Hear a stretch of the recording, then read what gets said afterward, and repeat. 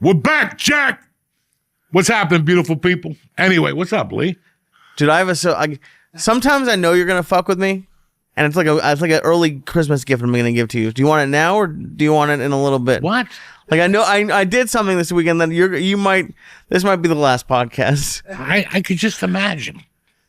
What did you do? What stupid stuff did you do? And it was actually not bad, but you're in my head. I went to the Renaissance Fair for the first time. I know you did. Did you dress up like an idiot? No, I didn't do that. Did you get a turkey leg? I did not. I was going to, but it looked like fucking stupid. But it was, dude, it was. Lee, you're done. You might as well. Not for me. You could come on the podcast every Monday. Oh, thank you. You personally, you're done. It's over. You might as well just. It's over. What's done? I went for 6 hours. I will say it was pretty fun. Although you would have. I feel like the Indian. Remember when we were kids, the Indian, when they saw the litter? And he was crying. He had the little tear in his eye. It's over. What's over? I feel like that Indian. I'm surprised a tear is not going to come out of my eye right now. You would have had a good time. Yeah, dressed up with a bunch of Bulgarians. Oh, dude. Fucking walking around with a sword. You should have seen all the people. Grown fucking men with swords. A lot of them. And a lot of those women, suck dick. Huge You brought your girlfriend. So what good is it? Those Bavarian women, you walk around with a sword. Hey. They suck your helmet. Oh, they had a lot. You bring your girlfriend with you, and they're dirty and stinky, too. I was mad that I never went when I was a single chubby dude who likes chubby girls. Oh. Because dude, it was... and they're all retarded. Those girls, you could talk them into anything. You could talk them into anything. Listen, we'll come to my house. We're going to take a flight to France tonight. But they're like freaky. They have like leather stuff. They like... Oh, yeah. They're fucking full bona fide freaks. Runaways. They ran away from somewhere. You know I was going to say, it didn't look like they were running a lot. The Chinese, their house, the Russians. They ran away from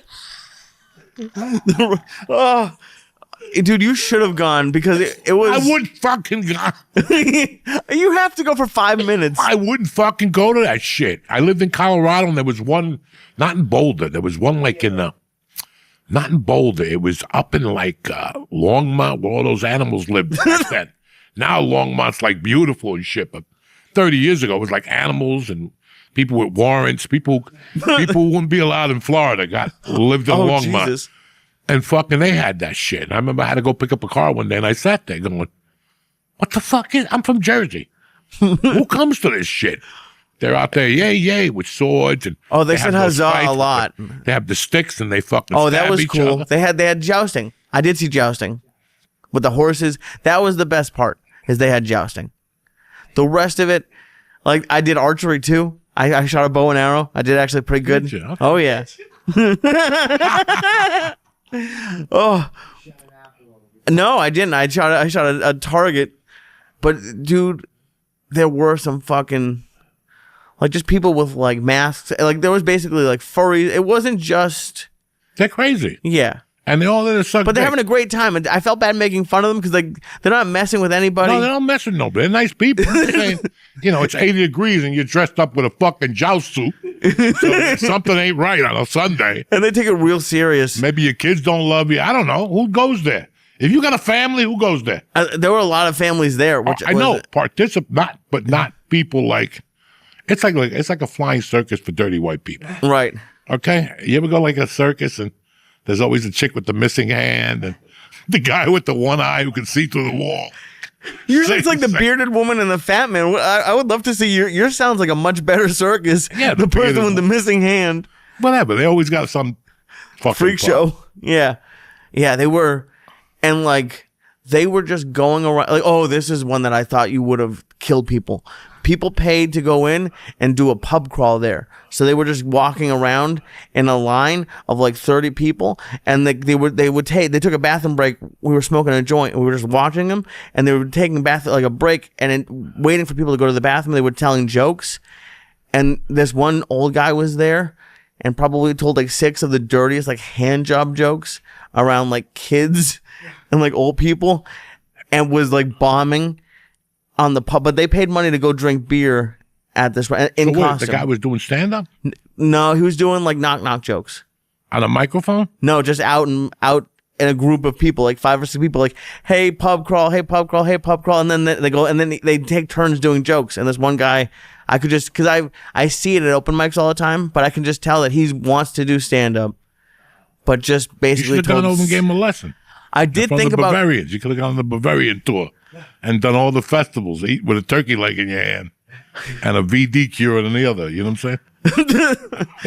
I got it. The women there, even if I was single, the women, like, they're the kind of women that, like, they're kind of tough.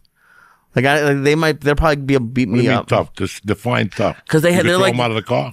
Huh? You could throw. I don't know. Huh? You could push them out I've of never the thought car. about throwing anybody out of a car they before. act up. You kick them out of the car. Is the car moving? No, you're talking to them on the block. Yeah, it's moving. Why kick somebody out of the car if the car's sitting there? Oh, but they were just I don't know. Remember? Do you remember? Did you ever meet Milkshake? Or yeah, I just told you about Milkshake in No, LA. I never met Milkshake. I just got the optical illusion. 6 foot 300. There were a lot of those. Once you told me you broke the bed, we broke the bed. That was That's fucking tremendous. That's an accomplishment. When you break a bed, fucking, that's gotta be. I'm not a good fucker, so. Me either. I was just big. I'm a good eater, but I'm not a good fucker. You know No, I didn't say I was good at it, but I did. This was like part of my heaviest, or on the way there. And this girl in LA was 300-ish. Her grandpa was a lineman in the NFL, and you could tell like it was his descendants. And I had to get. I bought on Amazon like metal reinforced legs for my bed, because I had wooden legs on my bed, and there was just one night I heard crunch. And it would, and then like it would, as you go up and down the bed, so my neighbors started to complain. So I had to buy reinforced legs, and I didn't, but I still got probably like 50 pounds heavier. And she broke the bed. I don't want to put it on her. I think I was probably involved too. You're a big man for saying that. Thank you. Yeah, and it wasn't just all So on you her. were in the middle of having sex, and the bed just broke. Yeah. Did you at least break character and look at each other and go, or did you just keep fucking knocking it home? Probably still, and I didn't fix it then either. Like it took a couple of weeks. Like I'm cheap. I don't want to. Why fix it? You're gonna break it all over again. Because I tried to put the leg back. Like I would try to put the wooden one back, and I tried to like and screw that one in. Like I tried everything I could to save the $12 on the legs on Amazon, but it didn't work. And they started to knock on the ceiling. I was like, "Fuck, I gotta fix this I never thing." did that. Like the only time that I was fucking embarrassed was I used to date a girl, and she had a roommate, and I was about 91. I was 28, 29, and they were like 24. They had just graduated from Kansas. And it was all 3 of them had graduated from Kansas. Right. And they knew each other in Kansas. And my girl was cute, but the fucking other girl was really cute, and she was Asian. And she was a nasty bitch. And he would fuck her at night, and I'd have to cover my girlfriend's ears. I was so embarrassed. He was rocking that side of the house. Oh, damn. I couldn't rock it like that. that does like suck. 8 times, and I just look at her like... Yeah, I come quick. I'm not one of those Charlie. I'm not. Oh no, that's rough with the roommate. The house was rocking. Like I'd have to do 3 ludes and an 8-ball to get my dick to work like that. I'm surprised you didn't just like leave the house and be like, "Want to go get like an ice cream or something?" I like would that. cover her ears. I wouldn't let her listen to this because if I was abroad and I heard somebody fucking like that, I just get up later. Yeah, that's... You know how black girls put their hand in your face? I don't know if they still do that. What's her name? Carly B, whatever. Cardi B? Yeah, if I was Carly B, you're like, with this big ass? Yeah. I'm going to lay here with a 3-pump Joey? Shit. I'm going next door and getting some real dick. Move over, China Wu. I'm getting on top of that fucking pogo stick. China Wu? Yeah. She was Korean, though, but she smelled Chinese. You know what I'm saying? Oh, my God. She's a good egg. They were good eggs, man. That was a wild time in my life. Wild. Like I had gotten separated in October, and I stayed single as a fucking judge. Like I didn't even look at another woman. I was separated, I was Catholic. I was still doing coke. No, I was kind of clean at that time. I had just come back from New York, where George and I did a 10-day stint in a white detective car. That was always a great one, trying to go to Harlem and get a bag of weed. I didn't even know. When I rented it, it hurts. They gave me this car, and I'm like, this looks like a cop car. That's until hysterical. I went to the fucking city, and I'm driving around the city. Hey, what do you got? Nothing for you. The fuck? Did it have the Take- light and everything on the front? No, it was a Oh, white look like an undercover cop car, one? Yeah. Oh, no. And I'm had to take George, please help me out. I can't buy nothing. I'm flashing $300 bills. I got gold watch. Nobody wants to help me. That's hysterical. By Yankee Stadium. I had to go to Yankee Stadium. How long did it take you to realize that it was the car? Honestly? Yeah. Like 2 days. I was so fucked up. I went hard those weeks. Because I remember I stayed out of North Bergen for like 6 nights. I was here for 10 days, probably September 10th to like the 20th. And I had tons of credit cards that I had never used. And my wife said, take a credit card and go have some fun. And I was like, fun? And I'm like, I only got like 3 cash. And then I discovered cash advances. And they're like worse than a loan shark. But I didn't give a fuck. I was taking 100 out of there a day, buying Coke in the daytime, and then taking another 100 at night, charging meals. I got back, I lasted about a month, and that's when she said she wanted to get separated. I didn't do shit for 2 months. December 18th was when she told me I'm dating. I go, you're dating, motherfucker? That's all I need. That same night, I went and won a contest and got a package and started working this fucking waitress. I worked her for like 3 days before Christmas. She's like, I got a boyfriend.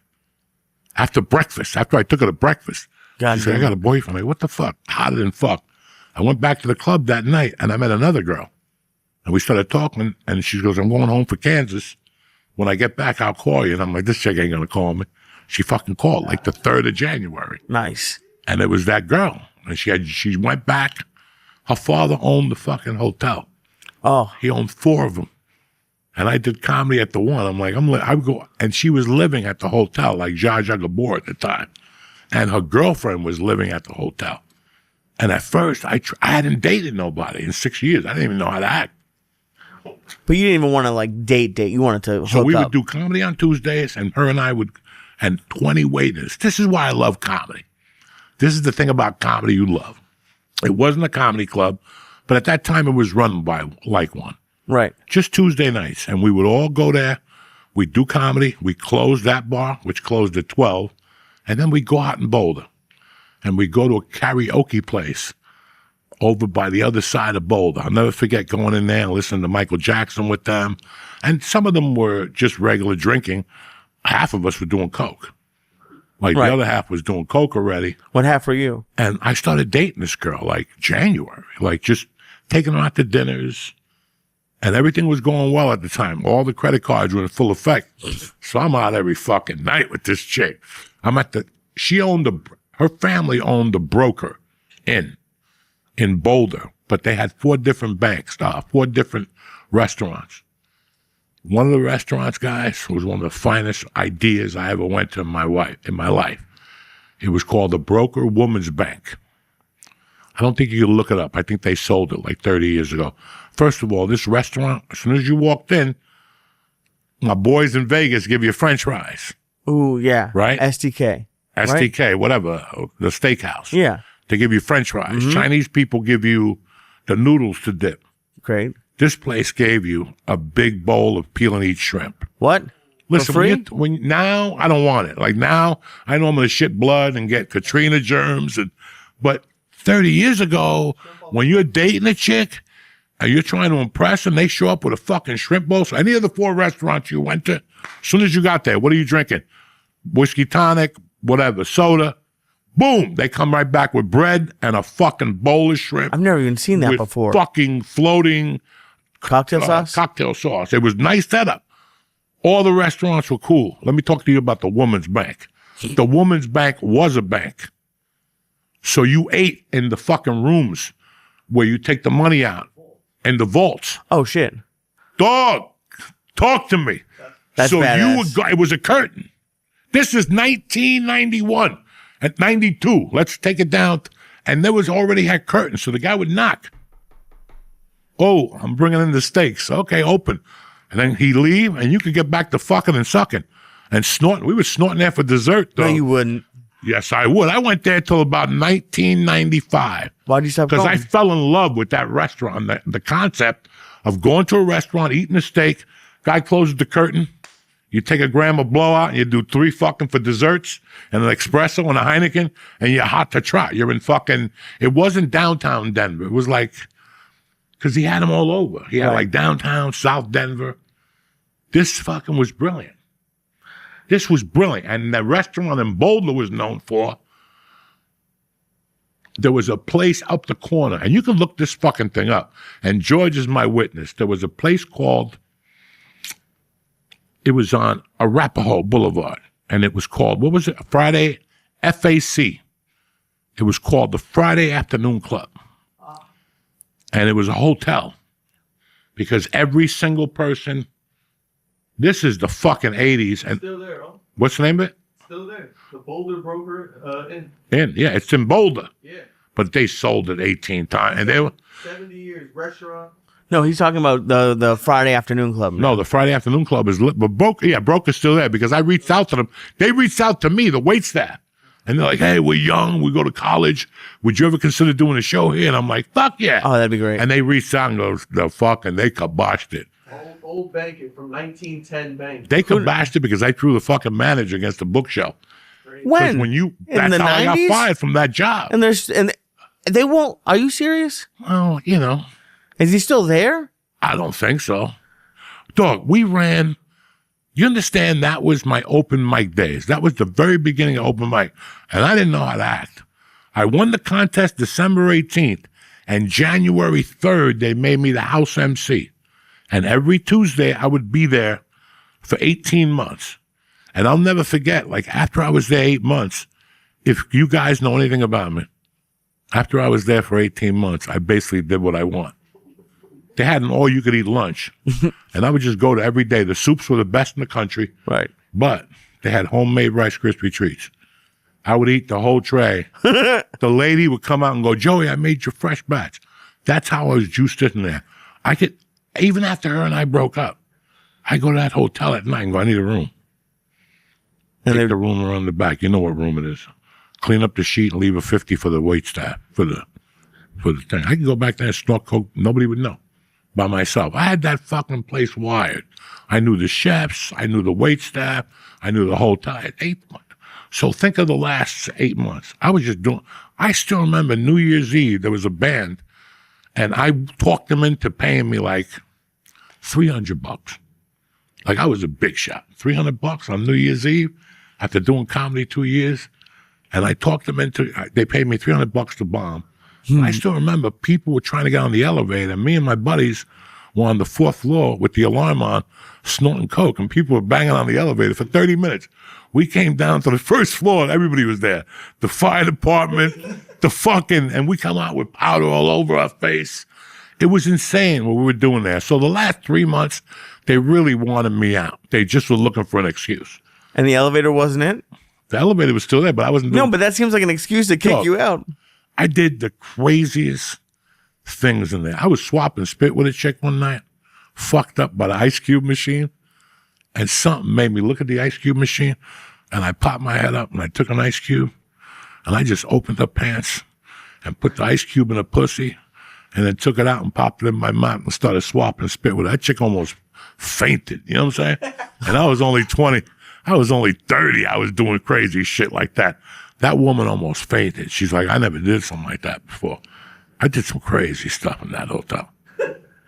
And forgive me, because was this the hotel that your ex-girlfriend lived at too? At the time, all right, she lived in there from December, January, and then February, and maybe March. Then she found an apartment. And when did you guys break up? We didn't. I kept dating her in that apartment. Okay. This is going to take you deep. So this is 92, and she's living upstairs with the Korean girl, and they're living in this apartment. And I'm dating the brunette, and look, this is a crazy story. And the other kid's dating the Korean girl. And we're double dating. They're coming to my comedy shows. And I'm falling in love with this girl. I was after my divorce. She was the only sanity I had. I was just getting yelled at every time I talked to my ex-wife. This girl, and she didn't know I did drugs, guys. And when I got too gacked up, I would just cancel on her. If I went out while she was waitressing, because her father made a waitress. Wow. Like she was no manager. Her father made a waitress. So I would go out while she was waitressing to do comedy and other things. If I got too fucked up, she'd, whatever, call me at home, and I'd tell her I'm too tired. I'd be fucked up with a chick in the house, but I knew she was a drink, so she wouldn't come over. Like, I lived in Arvada then, 40 minutes away from Boulder. I was living with my cousin, George Coelho. All right? You guys never met. His name is Al Coelho. I grew up with him as a kid. He had a bad pill problem. I would sit in the living room. I just love. I would sit. I'm sorry. This poor guy. Let you live with him. I would sit in the living room in the daytime, at night, watching Goodfellas or something, and he'd wait for his wife to go to sleep, and then he'd look for the pills he'd hide, and he'd forget where he put them, and I'd move them around. I needed somebody else to torture. Once I didn't see George anymore, and he would come down the stairs. Nick, he would come down the stairs fucked up, and he would wait for his wife to fall asleep, and he'd come down the stairs, and his wife put little vases, like little candle things, but the candles would run out, and he would hide the pills in them, and he would come down every step and go, and he had like 9 steps. Why was he hiding the pills? Because his wife was a pillhead. Oh. So they were hiding pills from each other. No. You cannot believe this shit what I got into. So my only sanity was this girl until I could finally fucking own an apartment or something. I was divorced. My wife took my fucking silverware and everything. So I think, no, I'm lying to you guys. I wasn't living with Al yet. I was still in my apartment with nothing. A TV on a milk crate, and I sat on a milk crate. And there was a VCR. And I had a bed with no box spring? No box spring. It was just a mattress thrown on the floor with a sheet that I never washed. Oh. And a sheet on top of me and a pillow that I just flipped over every other month. Come on, dog. I'm 30. I'm single. You want me to tell you Michael Jordan, that my house was immaculate? I never cooked in that house. I never did nothing. Thank God. So I never brought anybody over there. I would just go to this girl's house. So I got into comedy. I was doing well at the club, meeting people. And fucking at a wedding in August, this girl says to me, I'm moving back to fucking New York. Like after a year and a half. Just out of nowhere? Out of nowhere. She goes, I took a job with a PR company in New York City. And I'm like, what? But in the back of my head, I'm happy. But in the meantime, me and the Korean girl have become tight of the motherfucker friends. The girl she was into comedy, so she'd go to my comedy shows with me. We went to see Seinfeld, went to see somebody else, and then she needed a job. And I'm like, come work with me selling cars. That bitch me and her were banging out in that place, 14 cars a month. She would sell 14 cars a month. So we kind of got tight. So this nice girl at this wedding tells me she's leaving like September 8th of 92. She's moving to New York. And I'm like, what the fuck am I going to do without it? But you ain't going to believe this. China Wu's boyfriend, he decides he wants to go into master's to get his master's degree, but at Washington State. And China Wu told him, I ain't going to Washington State. I don't like fucking Seattle. So I'm like, dun dun dun dun. Dun, dun, dun, dun. Joey's And here. dog, they both left in September to go back to their prospective things. And her and I stayed tight friends, like friends. And then like 2 months later, I went to do comedy with her one night. And she was Korean. When she drank, she lost her fucking mind. And to top it off, she was a fucking 12. And one night in the car, she goes, rip off my shirt. And I'm like, dog, she's like, rip off every sheet of clothes on me. And fuck me. And I did it. And then I go, how are you going to go into the club with me? She goes, I won't. I'm going to wait. And she put my winter jacket on and just took a nap in the Acura. And I came back out, though. It was crazy. And when I brought her home, her gay brother was living with her. And I didn't know that the brother was coming from Kansas. I'll never forget walking up with her, and her shirt was ripped. Beautiful, brand new shirt. And he looked at it, he goes, you're up to that again, aren't you? And I'm like, ooh. I thought this chick was crazy. And she had the white boy confused. But she knew I was crazy, so she took me into the deep waters of the underworld. And then she's like, I want to do this cocaine shit with you. And that was, I don't have to say what happened after that, dog. We went on like a 3-month tear. Dog, she would pick up, it would be me and her, and we'd pick up my daughter. Like, I wouldn't bring it to see my wife. Like, that's how much I was in.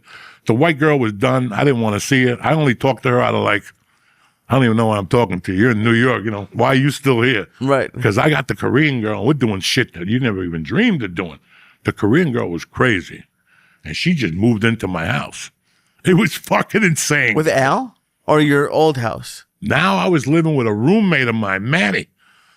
And she was always there at night. She would just come over and put a shirt on and walk around naked. I'm like, oh my God. And I'm 30. I'm 29. How long after the divorce? A year. And nobody knew. I kept it on the hush hush. But to have a hot girlfriend is like, you're like, oh my God. God has and answered my prayers. She comes to me in December and says, I got bad news. Oh no. I go, tell me you're pregnant because I'll marry you right now. I don't give a fuck. I need a baby mama like you to keep me on my toes. She goes, no, I got a job in Korea translating for $20,000 a month. That's a pretty good job. Bro, I was fucking heartbroken. Yeah. Heartbroken. And in the meantime, I'm calling him for support, and he's never home. Where's George? We don't know. Fuck is George? Call tonight. I'm calling him for 4 or 5 weeks. He's never fucking home. And I left him, Grandma, tell him to call me. Okay. He never called you back? I called him, and his mother goes, he's fucking nuts. Come back here. Help me out with this savage. And the rest was history. Then I came back here, and I hooked up with the white girl in the city. She knows nothing. We're in love like nothing happened. And I'm having a great time because she lives in the West Village on 15th Street. In a prime little apartment. Her and a girlfriend rent an apartment, $1,500 a month. I had a banger in the kitchen and a little floor on my knees. It was just little. I remember when I was banging and a mouse went by. I'm like, oh my God, this is my type of party. Another night, do I got a story for you. I go over there. They used to do comedy on 15th Street and Broadway. She lived right next door to Susan Sarandon. Susan Sarandon and the actor lived right next door. And it was Manhattan Honda was on the corner. And down the corner was 15th Street, and it was Goodfellas Pizza. And there was a bar across the street that did comedy. So I would go to her house, eat pizza, and then we'd go do comedy. It was buck wild. One night, I decided to take my friends from North Bergen over there. You know the one. God damn it. The one that make you feel all right. You know what I'm saying? I take him over there. That dude, I take him over there. He's gacked, drinking Heinekens. I'm like, look at my boy and shit. And next thing you know, he's making out with a girl. She had a thing, you know when girls put the thing on their head and they have long hair? He came out of the backstage wearing it and gave 0 fucks. Politician in our hometown. That's how fucked up. And he's like, this place is fun. And I'll never forget that there was a hot black chick. This is 1990. This is 1993. And there's a black dude. And he's working this chick. And the girl kept saying, I'm telling you, I'm a comedian. I want to be single. And he would be like, what's your man got to do with me? And he kept saying it to her. Like, listen, I mean, he was. And what would she say? Like, she's like, God damn it, I can't get away from these guys because we love you, sister. What's your man got to do with me? And then she finally said, I got a man. I'm engaged. What's your man got to do with me? And he kept saying that to her. Crazy thing to say. And I think he got her to go get pizza with him and shit. But that was the best night. I just remembered that. But in this whole scheme of things, this girl's in Korea. Oh, Jesus Christ. And now I'm in love with the white girl. I'm living in Cliffside. I'm taking the bus over there. I'll never forget I was broke. That's why I robbed the chick with the barbecue, because I was going over there to take her out. So everything was getting along. I would go over there once a week, take her to get pizza. We'd do comedy. Maybe 2 nights a week I'd give her a stabbing because she had a roommate and I didn't have a place to take her. Do you know I get a call one day? Things are going great. I'm driving a limo. I'm doing spots in the city. At least I got a little income, guys. I'm snorting coke. I'm having the time of my life. I get a call from the Korean girl. Oh, I just want to let you know, I'll be in New York on Tuesday. And I'm staying with Julie. And I'm like, oh, shit. And in my coked out, 30-year-old mind. I'm thinking, threesome in this motherfucker. Okay, so And Julie's the white girl. Julie's the white girl. Okay. And the other girl's the Korean girl. So I called my friend Stinky, because he's good looking. And I go, you're coming with me to the city. And Stinky was one of those dudes that he was so good looking at the time. He didn't get, he didn't even pay attention. I'll never forget. The Korean girl goes, I go, what do you girls want to do? And the Korean girl, we're driving. Stinky's driving. Well, on Broadway, me and him just picked up like 2 8-balls. They don't know it. The girls don't know it. We picked up the Coke first, then we picked them up. And we're driving, and the girl goes, I go, what do you girls want to do? And the one Asian girl goes, how about we buy a beer with a brown bag and stand on the corner? And Glenn Conti looks at it and he goes, how about I pull over and throw you out? And he goes, I ain't standing on no corner. He was like, no, I don't want them in the car. And now she wants to stand in the corner with a fucking, brown bag, like to be cool. That's not going to happen. If you want, I'll pull over. You can stand in the corner all night if you want. So we went to a couple clubs. It didn't click. You could feel there was something in the air. Did both girls think they were on a date with you at this time? Mm-hmm. I was with the white girl. Okay. And I brought Glenn to talk to the Chinese girl, the Korean girl. So the night ends great. We drop them off. I make plans with the white girl to come into the city. I meet her at CBS building. She worked right by CBS with a fountain, whatever. Because one time I brought her roses and the alarm system went off. I went through the back door and the alarm system went off. I had to run down the stairs. Dog, please. We do this thing. I hook up with the white girl. We go out for a date. I go, where's the Korean? She goes, she's with her somewhere in Brooklyn with her family. She's leaving Sunday. I'm like, all right. So now I'm trying to get a hold of the Korean to see if I could dig into that again. And I get a hold of the Korean, but dog, she ain't budging. I'm like, why don't you come over? I'll take you to Rudy's, whatever. Okay. I go over, I take the girl out, and I'm trying to work this Asian chick. Sunday night, I call the white chick, and I go, did the Korean leave? And she goes, yeah. She went back to Korea. Or she's going to Kansas to see her family, and she's going to Korea. She was adopted. Monday, I'm driving a limo. I just drop a motherfucker off, and I'm on 9W picking up the reels, the 5:30 news. Yeah. You would pick it up in Edgewater, not Edgewater, Fort Lee. You would pick up, they would pay me $35. You pick up the evening news, and you bring it to CBS or NBC or whoever. And I'll never forget, I go to make the left turn, and the white girl calls me crying. And she's like, you motherfucker, I can't believe what you did to me. You've been cheating with her. And I go, who the fuck told you that? She goes, she just called me and ratted you out and herself out. She goes, I'm never going to talk to her again. I'm never going to talk to you again. And hung up on me. And then a week later, I brought her flowers. That's from the alarm system. I never won her back. End of story. I go back to Boulder. I'm doing comedy. 18 months, I don't hear from nobody. I'm doing comedy. I meet a stripper in Michigan. She tells me she wants to go to Seattle. She comes to meet me first, whatever. We hook up. She goes to Seattle, gets an apartment. I follow her. I'm there 8 months, bro. I'm in the fucking U district. Do you guys see where this is going? Oh, no. I'm in the fucking U district. And it's 1996, and I just hooked up with my weed girl from Boulder from 1985 at a supermarket. She was 70, and he was 30. Damn. But she had so much money, he just kept fucking her and fell in love. She smelled, she was old. I go to her house to buy weed because I'm going to that movie theater. I'm right in the U district.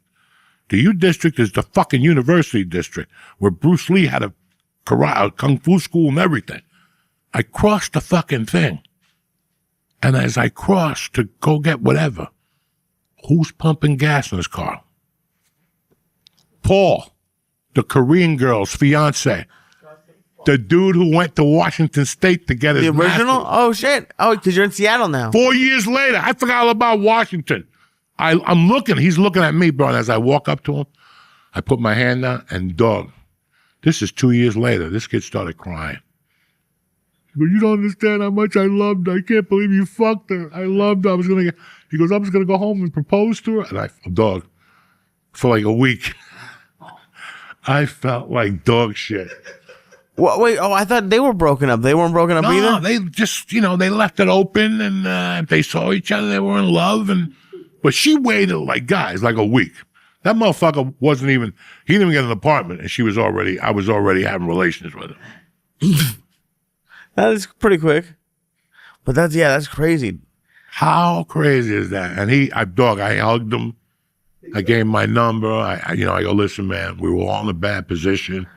And he's like, she was a fucking whore. And she just started crying and crying. I'm like, no, she wasn't a whore. You left, Julie left, you put us in a fucking bad position. I tried that hand. He kept crying. People tend to do that. No, I felt really fucking bad. I know. That's not what I intended to do. I didn't think they were going to get back together. She was crazy. She was hot, smart, filthy smart, and fucking crazy. Like, I would pick my daughter up and then have to pick her up. And, dog, if my daughter fell asleep, she'd say, what are we doing? And I go, we're in a fucking car. Like, are you fucking crazy with my kid in the back? Like, that's how out there she was. Yeah. I mean, you messed up, but it's also, if she was going to do that with somebody, it's not like it was like only you. Listen, we all have a little Asian them. persuasion. I never thought anything of myself to even get myself in that position. But between the drugs and the fucking missing the white girl and all that shit, that's what happens. I'm not copping. I'm not, I was wrong. Dude, going through a breakup is tough. Looking at it now, yeah, I fucked up big time. Yeah. And I can't find that girl today. Which one? The Korean one reached out to me in 2000. Here's the funny thing. You ready, ladies and gentlemen? The Korean reached out to me when The Longest Yard came out on Latino.com, LatinoComedians.com. There was a private messaging. Yeah, it was Gabriel Iglesias and the kid Jimmy from El Paso's website. And she left me a message going, ready? How you doing? Congratulations. I always knew this is what you wanted. Please don't email me back. Nothing disgusting. Because, we were crazy. When we spoke, it was crazy shit. And she goes, I share this email with my husband. She goes, I married a Cuban guy and I live in North Bergen, New Jersey. And my kids go to Robert Fulton. And I've always wanted to ask Rago's ex-wife, what happened to them? This is 2005. It's 20 years ago. The girls are gone. The girls got to be in college. They just graduated college. Oh, that's crazy. And you never responded nicely? I could not respond because she emailed me through a website, which didn't really give me her email. Got it. She thought I had her email. And every time I come back, I was like, maybe I go to Robert Fulton and find out where she's at to say hello to her kids. She married a Cuban dude. And lives the kids in North are Cuban Bergen. and Korean. That's wild. She has a Yeah, type. they're probably your age, Nick. 91. So, nah. Because this is 2005. So, yeah, Reverend Robert Fulton. That's crazy, guys. So let me tell you about my fucking weekend, just so you motherfuckers know. I love you guys, and I love people. But there's a line in Goodfellas that I heard when I first went to see that movie, and my head blew up, because that's exactly who I am. And since then, so it's 1991, and I was always like that before that. And the line was, we always hung out, but there was never no outsiders. Never no outsiders. People do what the fuck they want to do. When I was 20, I'd tell you to send your cousin home and you go home with him. I was one of those guys. There's somebody in North Bergen I love dearly, but I could not hang out with him because he always brought his younger cousin. What we were involved in, I didn't want that kid to see. You know what I'm saying? Like, if the cops come, he's going to talk. Okay? I would say it like differently, like I wanted to protect the kid, but I knew they're from a different generation. We're 18, living like gangsters, and he would bring this 16-year-old kid, and the kid, and he doesn't do coke, and then the kid behind his back, come on, give me a bump. Don't bring him around no more. Okay? There was a fucking reason. So then all this comedy shit happens and you have to do things. And last fucking November, I started trying to just get out of my house. You know, I just want to get out of the house, man. I just want to be a normal person and be able to go to a bar or a restaurant and people don't come up to you and fucking, what size is Joe Rogan's foot? You know, I don't fucking know, you know. So by January, I knew it was a waste of time. People have no manners. They don't give a fuck if you're on mushrooms. You know, they don't give a fuck if they're on coke. They'll continue to give you any beating. So I said, I'm just going to smoke pot and go to my original plan. And from time to time, I do my thing. I play bocce. I go to the gym. I go to jiu-jitsu. And I'm pretty fucking cool in those places. So it's fucking Labor Day, right? What is it this weekend? I get invited to a couple barbecues. I know the people on Saturday. I go to their house. Cool as shit. Great barbecue. Kids. My daughter's in the pool. Blah, blah, blah. They had, oh my God. They had a caterer from Staten Island. The fucking sausage and peppers were out of this fucking world. The dog out of this world. Anyway, Sunday I got invited to another barbecue. And I love the guy. I just went to dinner with him last week. And he goes, you know, I go, who's going to be there? This guy, that guy, this guy. I know these people. And he goes, a couple of my friends. I go, all right. You know what? At least as I have cover, I'll be okay. And the party was great. I had a great time, guys. The food was great. Pizza was shitty. The food was great. So shitty. You know, the company was great. I saw people I hadn't seen before. The kids got huge. Like, these are the kids that she first played softball with. So it's about 8 o'clock last night. I made some brownies this weekend that was so fucking good. They were so fucking good. It was 4-year-old weed mixed in different levels. In fact, when I went into them, you could see the different colors. It was like going into the earth. Clay, cement, Indian ink, you know, it was all that shit. Like the stuff when you put nugs in a jar and then you take it out. Yeah. I'm excited to do something with that. I was pissed because there was a couple nugs. I'm like, God damn it. I'm not going to take these nugs out. Forget it. But I had 2 joints left, and I gave them to a friend of mine. I gave one to a friend of mine, and she called me back. She goes, that is the best. This joint had to be 2 or 3 years old. And she's like, that's the best joint I ever smoked. I couldn't stop giggling. Me and my girls laughed for 2 hours. I go, I got one more left. You want? And she called back. She goes, you ever get more? I go, that's the last one. But I remember I had that 10. So my wife had that, not the fucking Betty Crocker one, but the other one, the Guadalajara. What is it? No, not, I just said, not Giardelli. And I go, buy some walnuts. Ooh. You know me, I don't give a fuck if you're allergic. You're going to go down any way you put it. I'm either going to get you with one or with the other, you know, so it don't matter. So I don't give a fuck if you're allergic. Yeah, I don't give a fuck. I'm not going to listen to that nonsense. If you're allergic, deal with it, okay? Well, you're not eating my brownies. Yeah, at least you're going to be scratching and your throat's going to be swollen, but you're going to be high as a motherfucker, right? So my wife mixed up the batter. We throw the walnuts in, whatever the fuck they are, almonds, I don't even know. And I get up there and I get a frying pan. I spray it down with the olive oil spray. I keep it down to a small thing, and I just start throwing weed in there. Fwah, fwah, and a little butter. Fwah, fwah. And it's slow, and all of a sudden I see it start, and I start hitting that motherfucker. And right from there, I'm tipping it right into the batter, and she's over there stirring it, and I'm throwing more on. Fwah, like an Italian pizza maker when he throws the fwah, fwah. He throws the powder on it, and I'm cooking this motherfucker. Butter, olive oil, flames are coming everywhere. I'm like fucking the Cuban chef. Right? And all of a sudden, I looked at the tub. I took the top hand off just to make sure. I don't like shit like that. I don't like freezer burn. So I took the top, threw it in the garbage, and the rest was and it was down to maybe a ½ inch. And I said, that's it. And man, I started licking that thing. Ooh, before those brownies came out, I was already humming.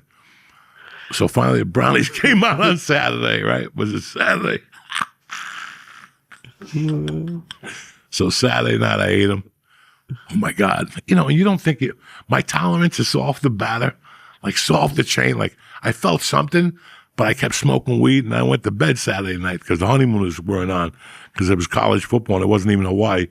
And I fucking, I got up at 2 a.m. to pee. Oh, fuck. I was fucked up in it was completely different than I've ever felt. Oh, Jesus. It was like deep. My arm was numb and shit. The first time I woke up, the room was cold. And I actually like broke down. I had to get a hooded sweatshirt and put it on and grab the cap and put them on me. And I'm like, how high am I? And I looked at my wife. She was fine. I'm like, what the fuck is wrong with me? That's how high I was. My body was shaking, dog. Oh my God. And you have no idea how many milligrams at all or anything, because you just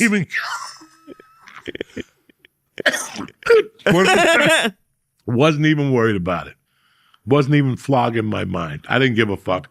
I wanted an edible to take me down for a few days. What? So Sunday, What are you? I told the barbecue people that I had made these edibles, and there's two lunatics there. There's a woman and a guy. The guy's like, bring me a little piece. Well, I gave him a nice piece. And the chick, as soon as I walked in, it was the corner. She picked it up, George, and just started taking bites out of it. And I'm like, oh, this bitch is going to die. I got to take this away from her. And I gave her a piece of mushroom. So she was 3/4 in, and then he ate a little piece, and I took another big bite. And that was the end of that. I gave him the rest to put in the cabinet. I have not heard from him yet today. He has not even contacted me at all. We were supposed to cook steaks today. He did not even fucking.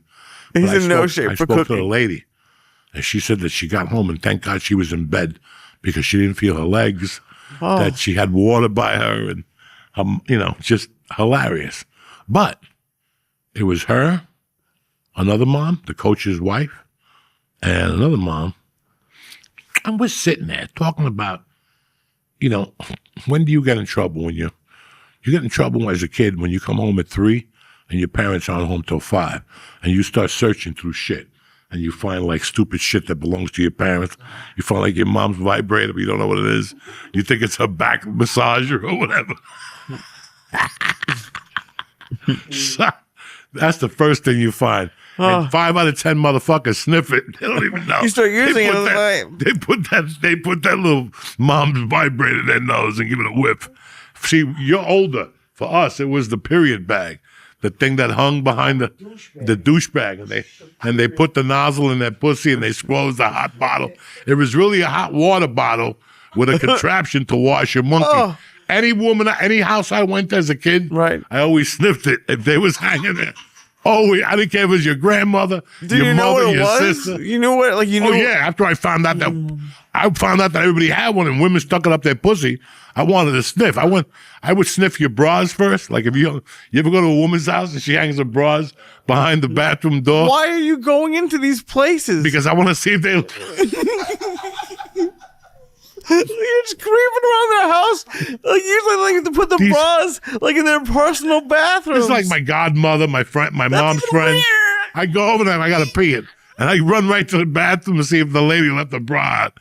I'd be sniffing the bra snap, and I wouldn't jerk off. I was too young. I would get like a little dizzy and all excited. But I had a particular godmother. Aunt. She was an aunt. And she was hot since the time I met her. My mom even knew. My mom goes, you like her? Oh, fuck yeah. Her hair was... She didn't put her hair down. She's a Cuban professor. Out of all my mother's friends, she was married to a gangster, but she knew nothing of that world. She was the best mom you ever saw. I miss her to death, and she died, and her and I weren't on good terms. So I never felt good about that. But, bro, when I was a kid... Like you saw her as a mom. But one night she did something at my house and I saw her putting her hair up. Dog, I went into like my whole body was hard. And I remember telling my mom, and she's like, you like women with long hair? I'm like, did you see her fucking hair? Like when she was bundling it up, I was like fucking. So I always liked her. So anytime I went to her house, I always sniffed her bra for a couple of years. And then like a year later, I found out what that tube was for. And I would sniff that motherfucker like I was one of those hounds looking for Rambo. And you weren't even jerking off; you were just sniffing it. I was just sniffing it, like when you sniff like a. You ever got a chocolate eclair from the Good Humor Bar? Sure. And you want to sniff it to make sure you pay 35 cents. You don't want another. You don't want a fucking artificial. You don't want a fugazi, right? You want the real deal, so you sniff it. Right, of course, who doesn't? You sniff a lot of shit, dude. I You don't have know. to. What are you talking about? Are you sniffing ice cream bars? Is that what you're saying? And they're coming for you. No, they're coming for you. Why me? You're talking about sniffing tube. Dude, the worst word you used was nozzle. The what? You called it a nozzle that you were sniffing. It's like the thing he was ranting. Oh. It's skinny up on top. Listen how it is. It's skinny up on top. And then it goes out so they can put in their monkey. Right. It shrinks, but the end has like 19 tubes, so water comes out into all the part of the monkey. I would sniff each individual tube one by one. I would get the toothpick and clean it out. You ever do that? You clean it out with a toothpick and sniff the other side. You get like a condensed pubic hair. Where would you That get toothpicks puts- I don't from? know. You brought toothpicks from No, I home? get it from fucking Chicken Delight. When they come over, they fucking give you toothpicks. I don't fucking know, Lee. Holy shit. How But is anyway. it? Did you ever get caught? No, nobody ever knew. I forgot for years until I was like 16 and I did it again. And I'm like, oh. No, dog. I can't even say this. I dated a girl that her monkey was so good when she'd take a shower, I get her underwear, sniff, and bang one out when she was in the shower and come in the panties. That's how sick I am. I'm a sick dog. You know what I'm saying? Anyway, back to the Anyway. Christian minute. Anyway. So, Holy shit. guys, and I try to tell you, I'm a good egg dog, and I try a lot of fucking things. But sometimes you get high and you get comfortable, and then something happens, and you're like, you know what, man? This is why I don't go out. So last night I'm talking to these moms, and we're talking about 3 to 5. What happens to kids from 3 to 5? They snoop, how we all snooped. And I look at this guy at the table, and he's got his phone looking at me. And the mom that I'm sitting next to is a teacher. And she's cool, but she's skinny but tough. And that mom is not the mom you want to mingle with. Okay? Why not? Because she's crazy. And she'll tell you, and she's beautiful, but she'll tell you where to go. I've seen her do it. So I'm looking at this dude, and finally the mom goes, "Hey, what are you doing?" And I go, "Are you taping me?" And he goes, "Oh, he's hammered, the guy." But I know the guy. Like, I don't know him great, but I know I've seen him around. Oh, really? It was Yeah. Oh, Jesus. And and this lady went off.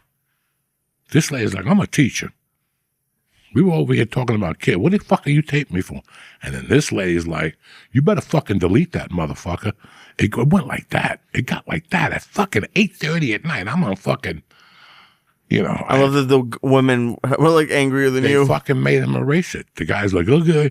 And then the guy took him like 3 minutes to get up. He got up, he went, and he was so embarrassed. He packed his kids, and he went out first. His wife had to go looking for him. Then he sent his wife in. I wasn't angry, guys. I wasn't angry. And I don't feel, I'm not going to say, I felt violated. I didn't. But now Just you weird. know. Now you know. Why? I don't know. Dude, I don't know, because that's what are you going to do? Post it on YouTube? yeah. Well, honestly, I think they're not even, they just want to prove to their friends that they saw you, maybe. It doesn't matter, Lee. No, I'm not saying it's a great answer. They show it to you. Let's say I go to work tomorrow, okay? And I work with a cool fucking dude, and I work with a cool dude, and you're a cool dude. You're Jewish. Thank you. But I'm over there talking about, no, but I'm not saying a funny thing. He's just Jewish. I am. But you're a different type of Jew. Not you with me and our relationship. Right. The dude at work who's a fucking boss. Right. And all of a sudden he plays, and you're like, "Oh, I like him." But all of a sudden I go, fucking the Jews in Jersey, they're the ones that killed Jesus. What if you're one of those Jews that gets offended? Which, I don't know if you know the Jews from Jersey, the ones like by Short Hills. Oh, God. I'm not calling nobody out here, but they're a little different. There's some, Bergen County has some Jewish areas, they're a little different. And they're cool, but they'll get offended, is what I'm trying to say. I don't need that in my life. You follow what I'm saying to you? Right. I don't need this guy going to his temple on Saturday and saying, my friend taped Joey Diaz at a barbecue saying anti-Semitic fucking jokes. Do you Right. understand me? Because in our world, we fuck around like that. I met a Panamanian today. We talked about Chinese food in Panama. He says it's the best. Older than New York. Szechuan. Oh He shit! said the sounds good. Szechuan is hands down. It's as authentic as can be. Anyway, I'm sorry. What were you saying? You were saying something. No, I was talking about the fucking dude with the tape recorder. That's what I Right. was saying. That's wild. And that, you know, you feel pretty comfortable like around like you've never had an issue with. If around you your invite me to your house, I'm comfortable. right? Don't come to me late and go, that dude was a reporter from the New York Times. Like, by the way, that girl is the reporter from the New York Times, and you were talking about Epstein and the list and trying to be funny. Well, why did you even have her here? Right. Like, so when you invite me to your home, it's because we cool. It's because if I want to take a joint out and spark it, if there's children there, I would never do something like that. And if there's children next door, I wouldn't do it. But you know what I'm saying. Dude, I had someone do it once, and he's a comic that I know, but he was just audio recording like a group of comics talking. I was like, can you not? And he was like, oh, I just sometimes, and I don't know what it's about, to be honest. And today, listen, 10 years ago, we sell the tapes. 10 years ago, this is Lunch with Uncle Joey. You get $10 on fucking iTunes. We go to Rudy's, we talk shit, we go to Chinese. Hey, Chino, where's the spare ribs? You know. But guess what? You do that today, you don't know who's going to get offended. Right. So that $10 you're making minus the 82% that goes to iTunes, right? What goes to iTunes? You got to check from iTunes. It's fucking, rabbit eyes, right? It's fucking whatever rabbit is. So is it worth it? That's what I'm trying to say to you. Like, Right. we could do it ourselves. If we want to tape our conversations, there's no more brilliant conversations than us at dinner time. When we go to the Greek restaurant and you get the fucking cheese with the Greek hair on top of it, whatever the fuck you got. I like feta cheese, but, No, but- has anyone ever tried to do it with mercy? What do you mean? Like, have they started like you might have been angrier if it was like you and Mercy together, or it was just Mercy? Like, has anyone like tried to take pictures with Mercy in public? No. I've seen like people trying to take pictures of me and Mercy at a restaurant or something. What do you want me to do? I don't want you to do anything, but As long as they don't come over, what are you gonna do? Post it on Reddit that I'm having lunch with my daughter? you're actually cool. I would get upset. No one like I'm not If he approaches me right. and starts talking stupidity, yeah, I'm gonna get upset like any other parent would. You're with your child. This doesn't mean, I would never go up to fucking Doug Jeter when he's with his kids. I don't even know if he's got kids. But, I wouldn't go up to Derek Jeter if he's eating with his two daughters No. and say what? Derek, 1994, I was there. Leave the guy alone. And his daughters are popping up and he's looking at you like, yeah, you fucking idiot.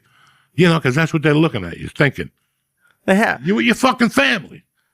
They probably can't go out to eat. Like you probably those people of that like celebrity. Derek Jeter goes out to eat. But where does he there's go? 3 motherfuckers in the room. Oh, they just take the whole There's a guy restaurant. sitting on a table next to him with a woman.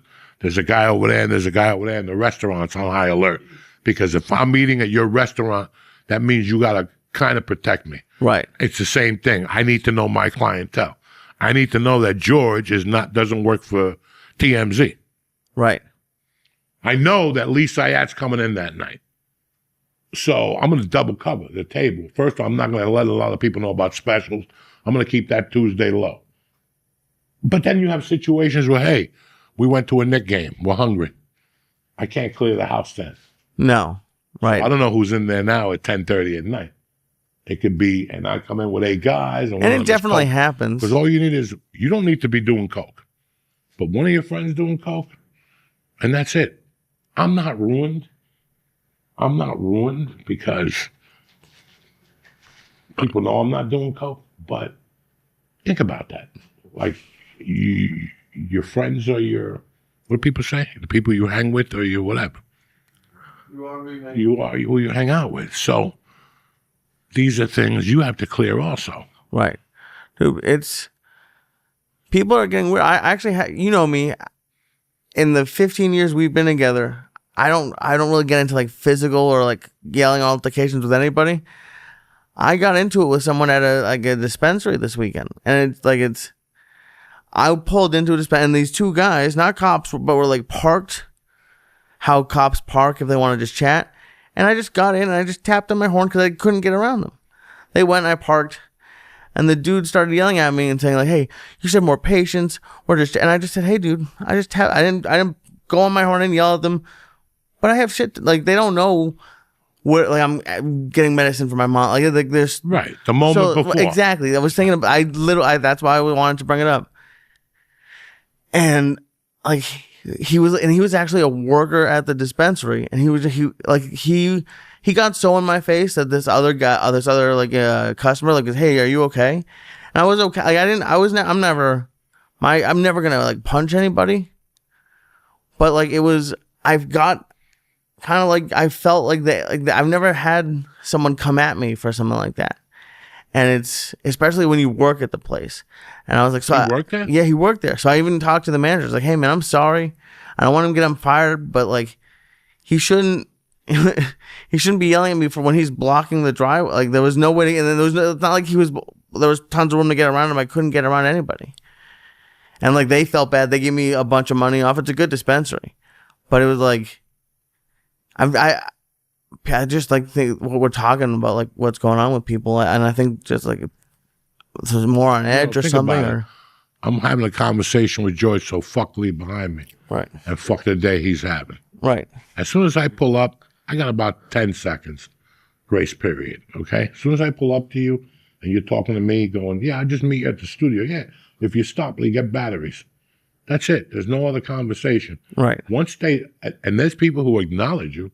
And they'll keep talking. And what are you going to do? Those are the same people that when you bang them with the car, they're going to dial 911. Right. Oh, of course. Now you got 2 against 1. We only here for a second. And he came yelling. And now you look like a fucking idiot. Now you got to get an attorney, a private investigator to get the cameras from all the businesses before they do. Right. And even like just there was tons of parking spaces. They were just blocking the entire entrance. This is welcome to the fucking city. Welcome to Bergen Line Avenue. I don't know what Jersey City and what Hoboken is like and what the rest of the other counties are like, but this is it. People would just pull over. How about the people who just pull over? Dog, I've had people cut me off and stop for a yellow coat. Like not even like give it a try. Like just pull over and stop. And you're like, "Dog, you're lucky I'm not that guy," because you would have gone through the windshield. Oh, absolutely. I would have killed you. And I have, you cannot, but dog, you got to drive with higher relevance now. Like you got to know what's around you.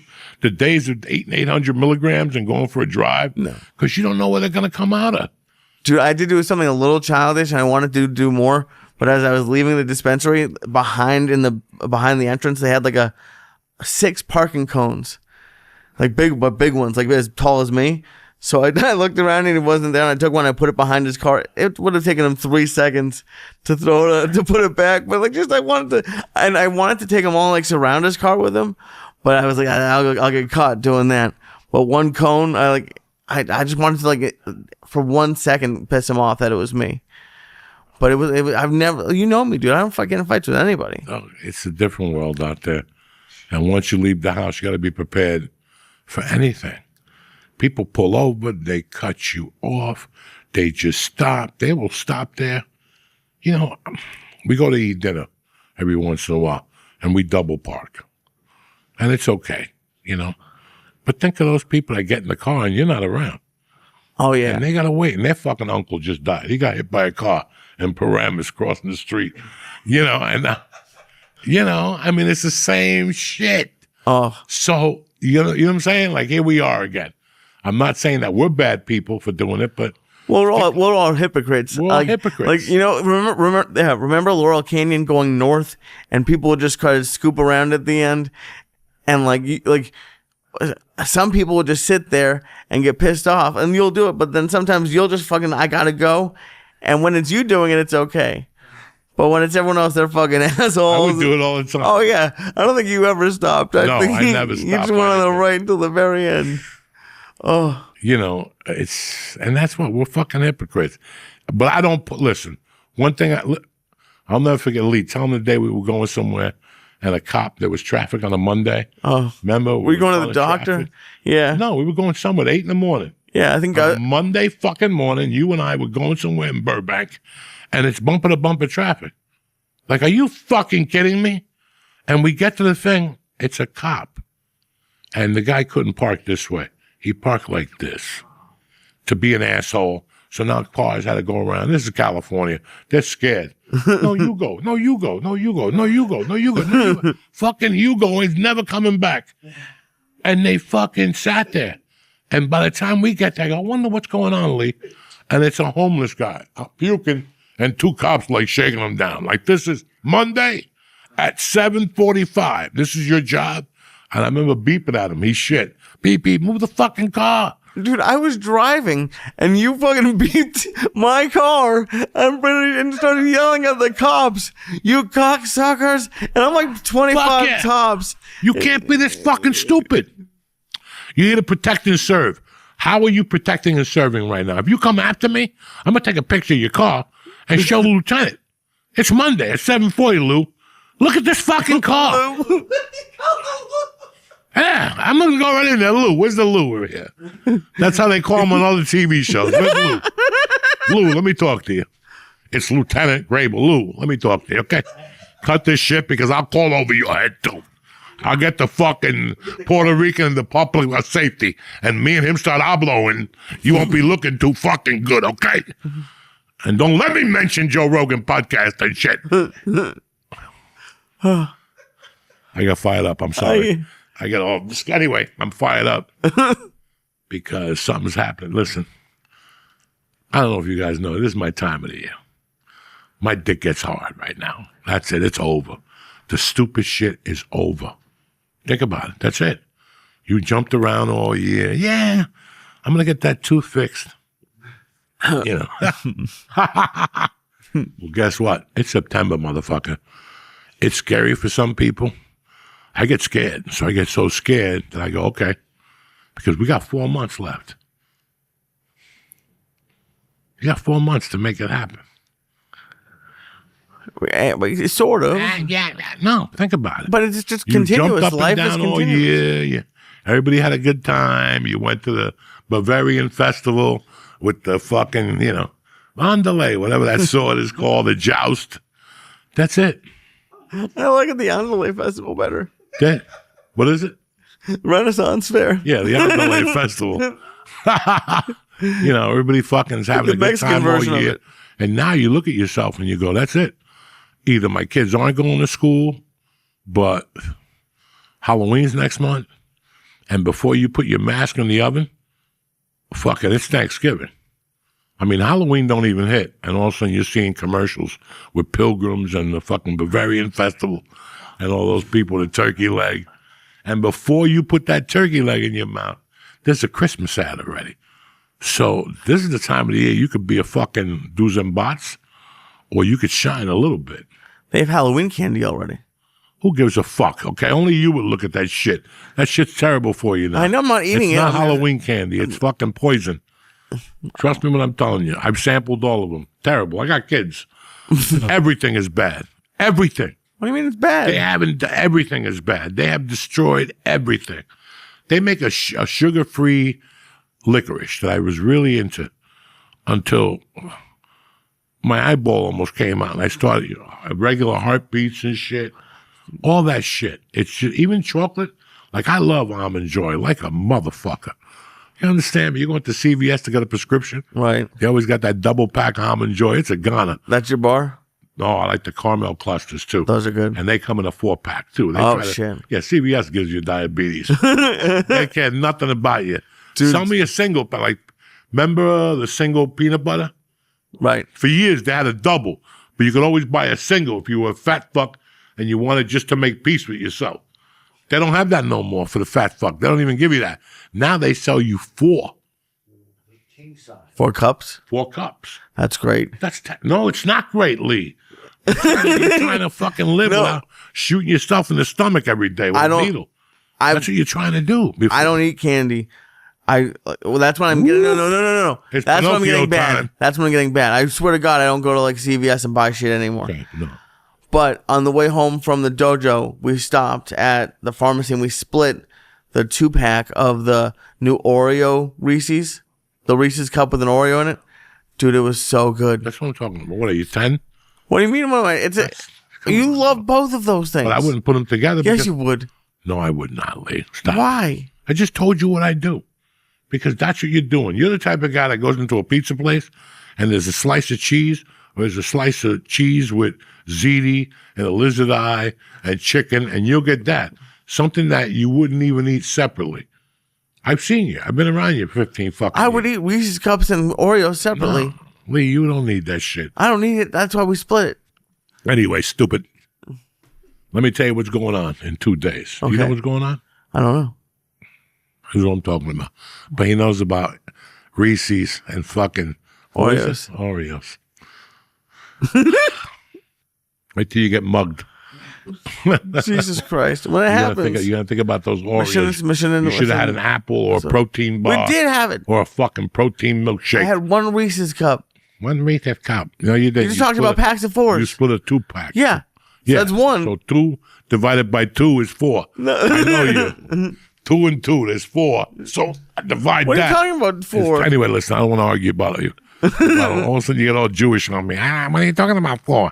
It comes in a fucking 4-pack, and you split it with your wife. That's 2 apiece where I come from. They only have 2 packs of those, but go ahead. I want to hear about this, what's happening in 2 days. So this week is something big. Look, this time of the year, because it all comes true. It's fucking football season, Lou. That's what's going on. Yes, is your head far up your ass from that joust that you don't know that this Thursday is fucking football season? I can't wait. I do know, but I don't. Listen, I don't have a favorite team. I don't want to hear your sorrows. All right? I don't want to hear about fucking New England and Tommy Porkchop.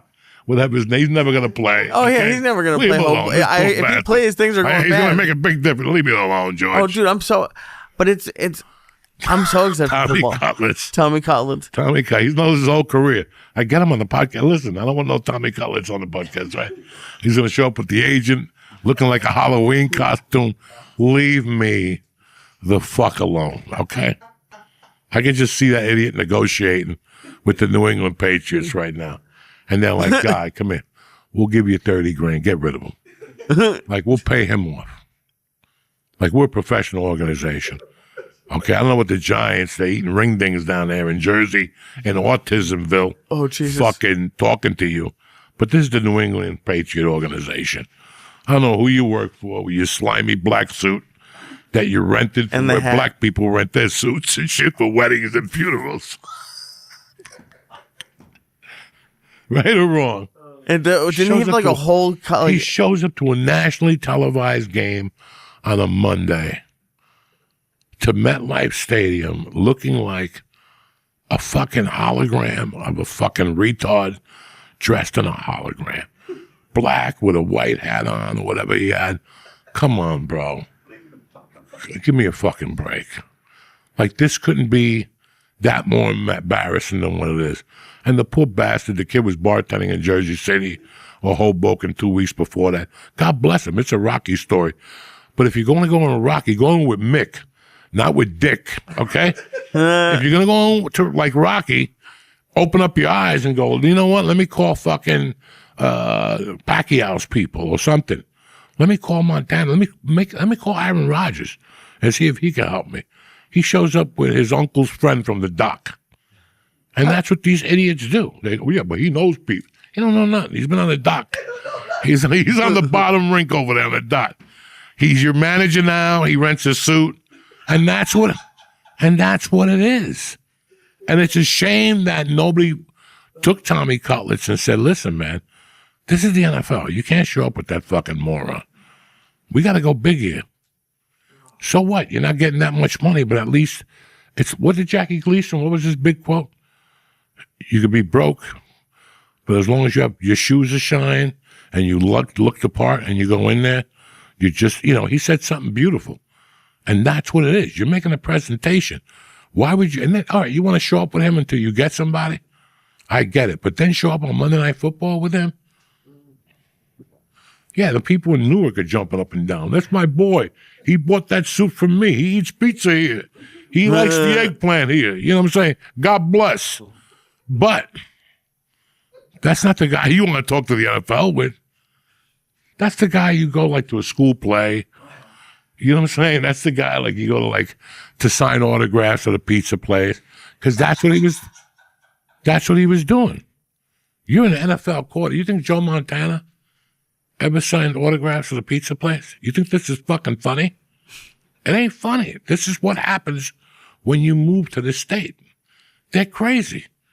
I worked 30 years of my life to go to some pizza place at American Mall and sign stuff. Are you fucking retarded with some guy with a suit on? Hey, quesadilla. Give me a fucking break. Anyway, I got all fired up on that. Jesus Christ. Yeah.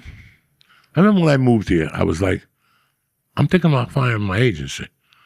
And I'm going to meet with a guy. And I met with that guy. And I let the time dictate. Just to let you guys know. I let life dictate. I'm not going to drop no names. The guy had a couple guys he was handling. So I said, where would you like to go? I thought the guy would say Vito's in the Lower East Side or Ponte Vecchio's in Brooklyn or some fucking Italian name. What's your joint? The place where you get the sandwiches? Casaldo's.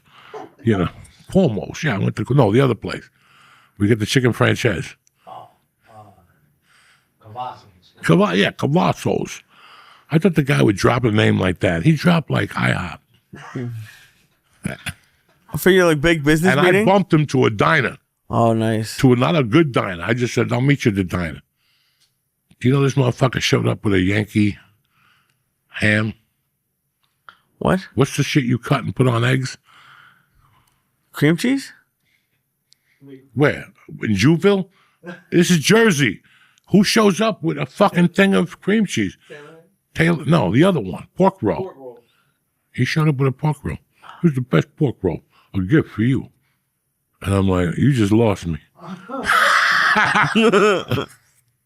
I'm about to put an envelope in your pocket, and you show up with a pork roll at a diner down the block from my house. We're going places. You going your own fucking, you know what I'm saying? The presentation, the whole thing. Right. That's the whole thing at that level. And it's crazy, like you knew immediately that it was not going to happen. Immediately. As soon as he showed up with the pork roll. There's no reason to talk. I got that and gave it to a friend up the corner. But think about, you know what I'm saying? Like, guys, remember a couple weeks ago, 8 weeks ago on the podcast, I said that you become a professional when you become a professional. You decide. It's your decision. When you look around one day and go, what the fuck is going on in my life? There was a booker I always depended on. Remember him, George, in the city? Always depended on this guy. Loved him. I trusted him. And every time was a story.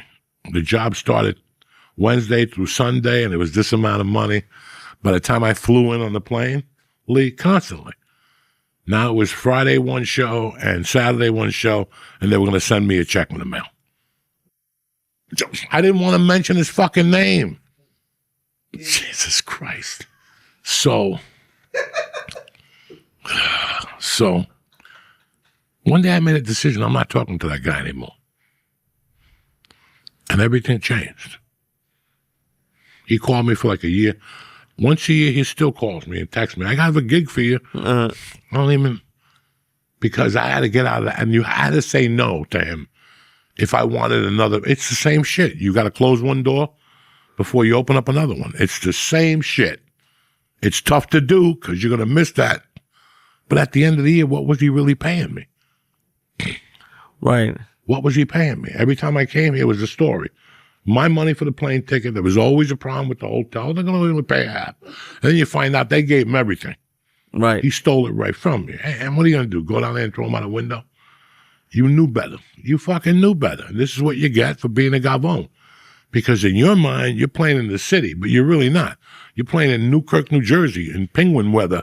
Oh, my God. You know what I'm saying? Now when you get here, you ask Nick for a ride, and Nick's like, I ain't got 4 hours. 4 hours? Where am I going? You're going an hour from Lake Placid. You're going to go for $400? What the fuck are you thinking? Right. Shoot yourself. But you get caught up in, well, I'm going to come back and stay on Nick's balcony because I stayed on your uncle's balcony, so I know. But I'm gonna go to the Bronx, and then I would go to these fucking places and showcase or whatever. But I was just spinning my wheels. And I was losing money. And I did this once a month. I would take one of his fucking stupid gigs, Pittsburgh, just to be, I'll showcase at the Funny Bone on Monday. There's no showcase at the Funny Bone on Monday. I don't want to see your rapid ass. You just did a hotel on the other side of town. You follow me? Right. So it's the presentation. It's like when you go to a shitty restaurant, you go to a good restaurant. If they give you the same fucking meat, the same potatoes, and the same stupid carrots, and they design the dish differently, your mind does that. Your mind does that on its own. We don't even need to go to if I go to Bruce's, your brother-in-law's a chef. He knows how to decorate a plate. He'll make 4 ounces of meat look like 22. That's what he went to school to do. Well, he's a different type of dude. He'll make 4 ounces look like 2 ounces and tell you it's 6 ounces. You know what I'm saying? But you follow what I'm saying to you? Right. So it's whatever you show I like Tommy Cutlets. I think he's a good quarterback. Oh, shit. But to show up on Monday Night Football with an agent dressed like that, like I said, But like, where does because to me it also like he'll be like, I'm loyal, and you talk about loyalty a lot. Loyalty, that's when I go to you, Lee. Listen, we've been together for 6 years. I've gotten 3 car dealership offers where I go wash a car for charity. And then every other Sunday during football season, you get me to some fucking pizza place, and I make the small 600, and I come home and I got to take 2 showers from the garlic breath that sunk into my fucking neck and all the fake gangsters I met. All right? Let's figure this out. The NFL called. Why don't I put you at a better capacity? Why don't you become my personal manager? And I still pay you the 10. But I go in there with an agency. There's always a fucking remedy here. If you're that tight with the guy, he'll understand. Right. I can't show up with you. We robbed somebody in the 8th grade. God rest his soul. I love Darren Rago. I always think about it. What happened if he would be alive right now? Because I would have called him to L.A. After the fucking mishap in Colorado, when he didn't help me kidnap Bella, I wasn't going to ever let that happen again. I wanted him around all the time in case I had sudden urge to throw somebody out a window. And that dude, as long as I gave him coke and some sniffing glue, he, that's my dog. We were dogs together. So I can't imagine me getting a longest yard and flying Rago out to throw, because he would have thrown everybody on that set off the wall. He would have fought everybody, hand-to-hand combat. Fuck your mother, I'll come back with a roast beef sandwich. That type of shit. But anyway, we got to take a quick break. We're going to start doing Monday Night Football through Twitter. We're going to do it on Joey's YouTube and his Twitter account. Yeah. We'd like to do it. We love everyone on YouTube. YouTube is first, but, they're going to dump us once they see smoke or a missing leg. So we're getting prepared for that. We always have, it's like you got to have backup insurance nowadays. You ever go to the doctor and like your wife's insurance don't work no more. You got to use yours. And you're like, what the hell? I don't know about backup insurance, but it's it's your X. It's at Mad Flavor on X. So we'll start that on Monday night. Prizes, raffles, all coming to you from DraftKings, the king, where the crown is yours. All right, enough with that.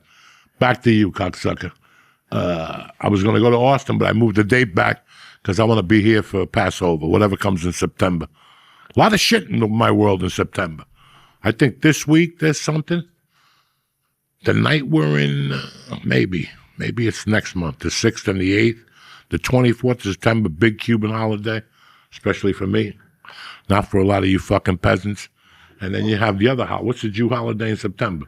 It's 2 days. 2 days. We have Rosh Hashanah and Yom Kippur. There you go. So after all that goes down, just in case Barishnikov over there starts lighting firecrackers. Right. Netanyahu, I don't want to be in Austin. And then I go to Austin the last week of fucking September, walk the streets, get a little barbecue, get a couple shots from Ways to Well, and try to get healthy. That's it. That's my schedule. We got Florida this week, Really excited. and then we're going to We have Virginia Virginia. and Maryland. No. We're going to the casino in Maryland. Right. Then we're going back to Philadelphia. Back to my tickets are on sale for that. And then we go to December 6th. We go to Virginia, Caesar's Palace in Virginia.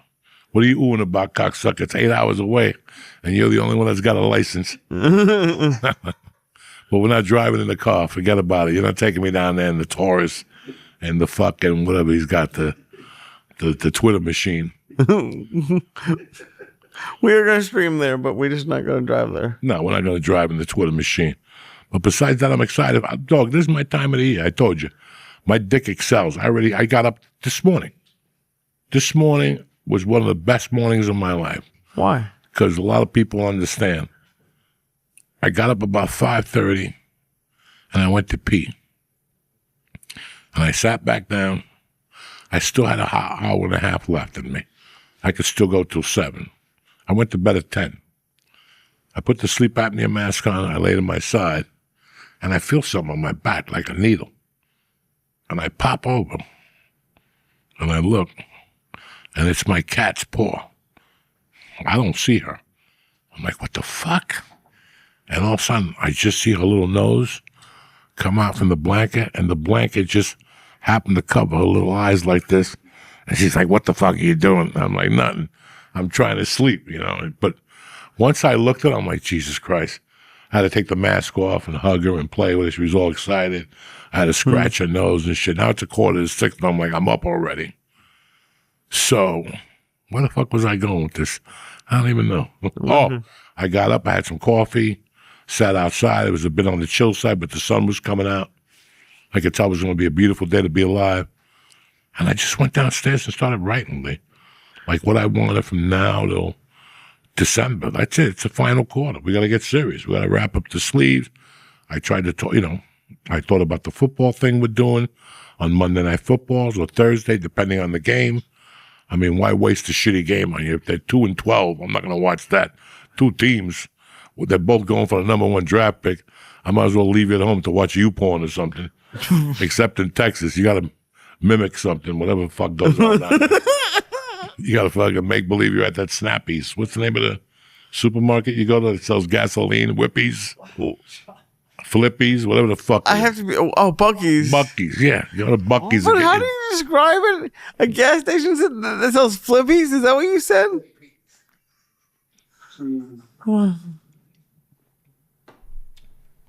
What?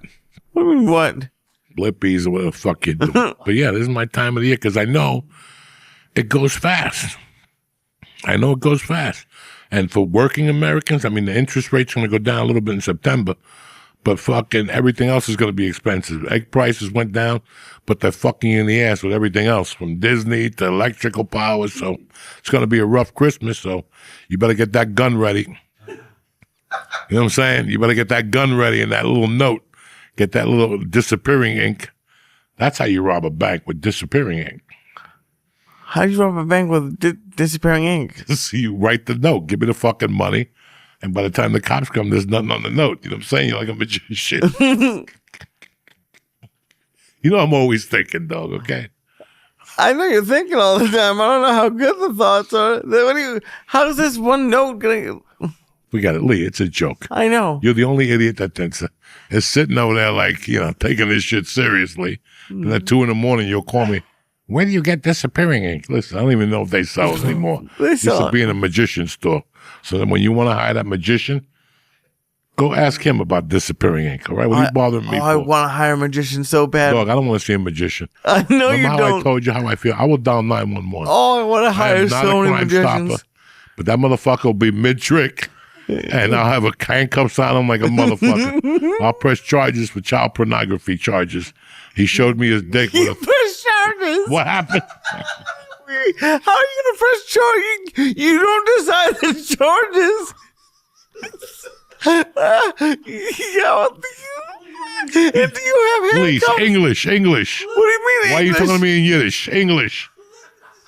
Oh, my God. What happened? Because you can't decide the charges people are getting. You don't get to go up to the cops and be like, well, I'm charging them with child pornography. Well, I'm charging them myself. He had I cards. watched Law and Order.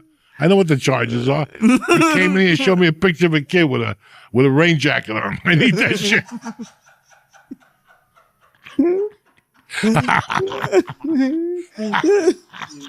That doesn't sound like a magician to me. Oh, but I want to hire one so bad to come here for the show. Well, are you Chinese? I hire. What the fuck he saying to me? I hire. What? What happened? What happened? I said I wanted to hire them to come to do magic during the show. Listen, comedy, football, and magic have never been done. You ever see a Super Bowl show where they go, oh, Jocko the Great, the magician's going to come do the halftime activities. We got rid of Jay-Z. This guy's going to cut himself out of a box and then fucking eat a bullet in midair. Right? They never cancel Super Bowl for a fucking magician. Did you ever think of that? You ever see that fucking guy? You ever see fucking the redheaded guy on steroids, the comedian? Carrot Top. You ever see him at the Super Bowl? No. You ever see his buddy, Vince, whatever, the other magician?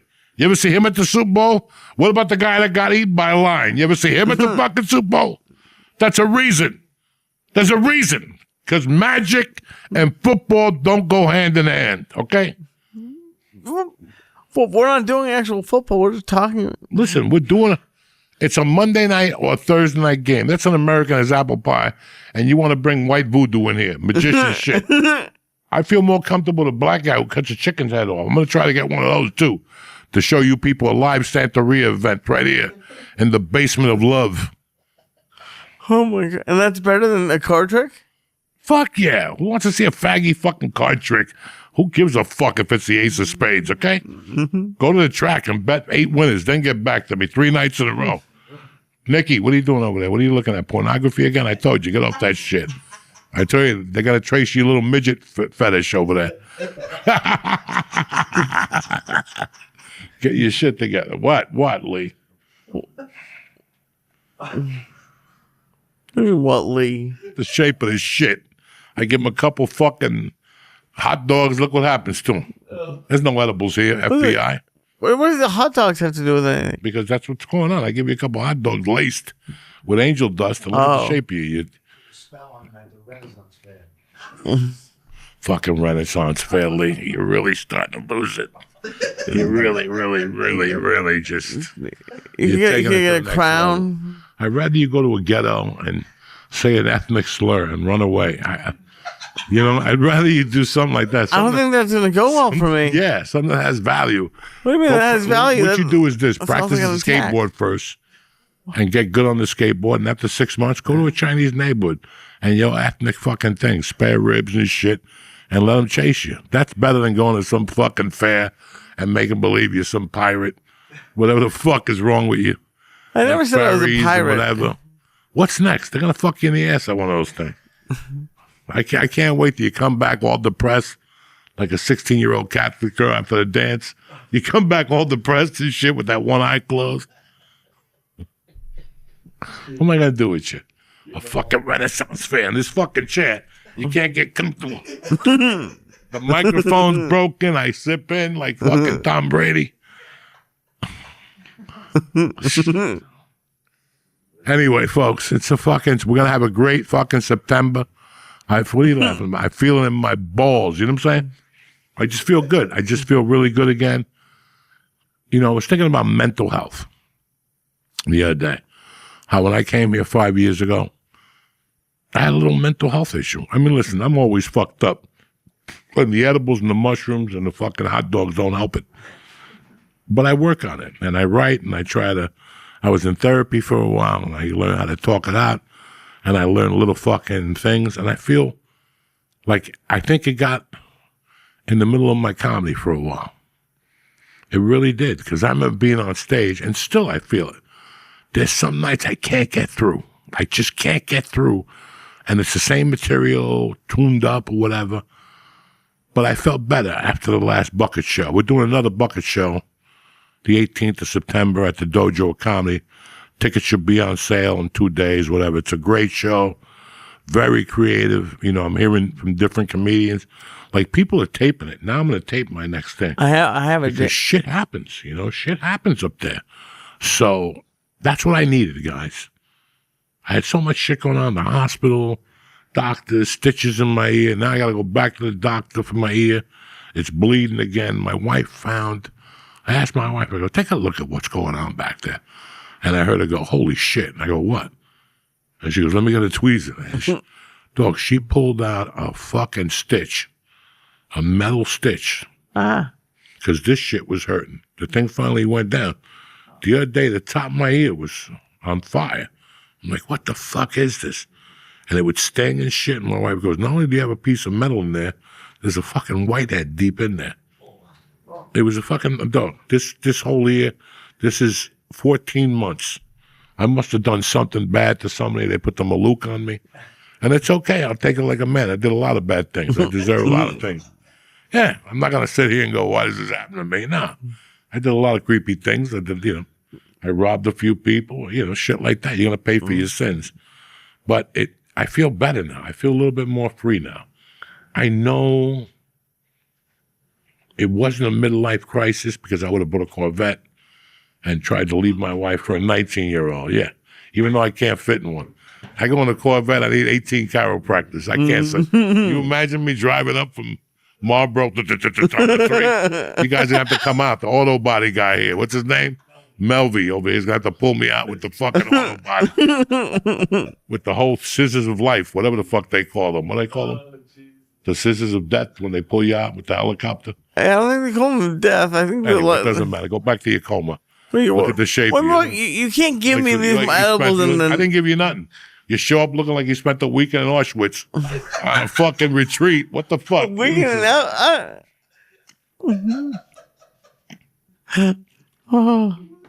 don't know how to respond to all fucked up with no suntan. That's a weekend in Auschwitz. You want to go hang out with pale people. I am pale. No, but that's the reason why. You should hang out with black people up in the Bronx and jumped around and play sword. That's what you do next weekend. Bring a sword up to one of the black neighborhoods. What, Bedford style, one of those.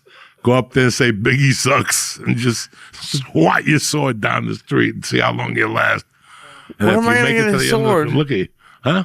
Where should I get this sword? At the pawn shop. A pawn shop? Yeah, go in there, bring your computer, bring that fucking keyboard. Took you 8 hours to start this show. I got here at 3 in the afternoon. You over there electrocuting yourself and shit, cocksucker. It never ends here at the Church of What's Happening Now, the new edition. What do you got cooking in the map next couple of weeks? What do you got? This week coming up on Thursday, I'm opening for Josh Wolf in Newtown, Connecticut. And on September... Buy tickets now. And then on September 20th... No, don't worry about December 20th.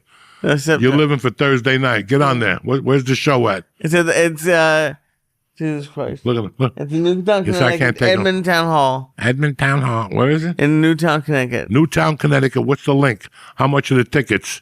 What's next door to eat? What's down the corner? They could park their car. These are all the things you gotta have. Actually, I did look at. When you come see me Saturday in fucking Florida, park the car in the garage. Give it to a Cuban guy. You're good. You know what I'm saying? Mi gente. Tell him Uncle Joey sent you. $5. You walk in, get a cocktail at the bar. There's a couple restaurants. They're fucking tremendous. There's a Chinese place down there I'm looking for. We're going to be at the steakhouse either Friday or Saturday night. I'll tell you whatever you want to hear for Saturday night because we're on the fucking express. You know what I'm saying? What happened? ¿Qué pasó? Where'd they go? What happened? We're in Teterboro. Anyway, tickets are on sale for Philadelphia Parks Casino for the night before Thanksgiving. We also have December 6th at Caesars Casino. And then I think the Pantheon. That's it, man. The Pantheon. November 8th. MGM Grand where? In Maryland. See? And these clowns will all be with me, slinging dick and giving out fucking autographs, okay? Yep. Lee, what are you going to say? What do we got again Thursday night? Start from scratch. On Thursday night, I'm with Josh Wolf. Compose yourself. I'm composed. Don't look at me. Look at the fucking camera. Okay? Are you ready? Go. On Thursday night, I'm opening for Josh Wolf at Edmontown Hall in Newtown, Connecticut, 8 p.m. September 26th, I'm headlining. Where? September 26th. Oh, that's right. Okay. Yeah. September 26th, I'm very excited. I'm headlining the dojo in Morris Plains, New Jersey for the first time. A lot of great comics are opening for me. It's going to be a good time. Pedro Garcia is going to feature for me. Got a lot of great people. So it's going to be a great night. Who else is going to be there? Everyone's going to be there. Every comic. Sheba Mason's going to be on the show. No. What chicks are going to be there sucking dick in The the hottest. back? Sell it. All the hottest chicks hang out at Tiff's. Dude, All the freaks go to food's- Lee Syatt shows. Dude, I promise you the food's good. I've been Bon working Jovi really will be hard. there. Bruce Springsteen will be there. I get fucked up one night. Tony Soprano. Everybody will be there. You know what I'm saying? It's fucking awesome. The sheriff will be there. I love you, motherfuckers. Where's the date? September 26th. September 26th. Well, yeah, I'm fucking. Yeah. At the dojo and shit in Morristown, Morris New Plains. Jersey, man. So headlining and shit. Very There he goes. excited. He goes from Morris Plains to fucking Harvard Plains in fucking Iowa next week. From that, after that, that's his career. He goes from Morris Plains to fucking the Plains in Montana. That's a nice resort out there. You need to get the horse to get up there. So I love you, brother. I'm proud of you. Thanks, buddy. Stay black. Have a great week. Get this fucking train going because it ain't stopping till the 31st. And that's it. Let's get this party ended. Have a great week. Bam! Boom, bop. My beautiful guest today is somebody I wanted to have on for. I didn't know he's out here. My man, Mr. Kenny Florian. Kenny and I had a weird meeting because I had just got into the UFC. I was all in. Like, I thought it was a barbaric sport. And one night I turned on this fight, and there was these two white guys beating the fuck out of each other. Because the first time it was like Butterbean. You can't look like me and fight. There's no way. That's not even possible. You know, so I didn't really like the UFC. Joe Rogan was my friend. I went to one UFC with him, and I just didn't like it. It was in Miami. Gotcha. Shaq was there, and there was like 30 people in the audience. Man. You can't believe how dead it was. And I was like, I'm never coming back to these things. You know, this guy shows up with a karate suit. What kind of shit is this? I come from Aaron Banks tournaments in New York City as a kid. Right. And all of a sudden I come to see some guy that's a doorman at a bingo parlor. He's fighting a fucking priest. You know what I'm saying? That's how it was back then. Yeah, it was crazy. Yeah. I don't like this shit. Right. So one night I put it on. I see two white guys beating the fuck out of each other. Turns out to be Stephen Bonner and the other guy. And that was pretty interesting. And then they're telling me in the car, him and Eddie, wait till Anderson Silva shows up. I'm like, can he beat up Bruce Lee? If he could beat up Bruce Lee, then call me. Until that time, leave me the fuck alone, Anderson Silva. Some fucking Brazilian. Who do I give a fuck? And next thing you know, I'm going through the channels, and it's Anderson Silva. He's about to fight this little white dude. It's UFC fight night. And he fucking mauls right through him, and I'm a fan. I'm like blown the fuck away. And now I start watching, and then you're about to fight, and they did one of those UFC things of you doing a warm-up, and you're like, you know, you got to finish it. That's it. You got to finish it. You got to finish it. I'm getting all hyped at my house. You got to finish it. So at that time, I'm looking at MMA, and I'm analyzing it towards comedy. Yeah.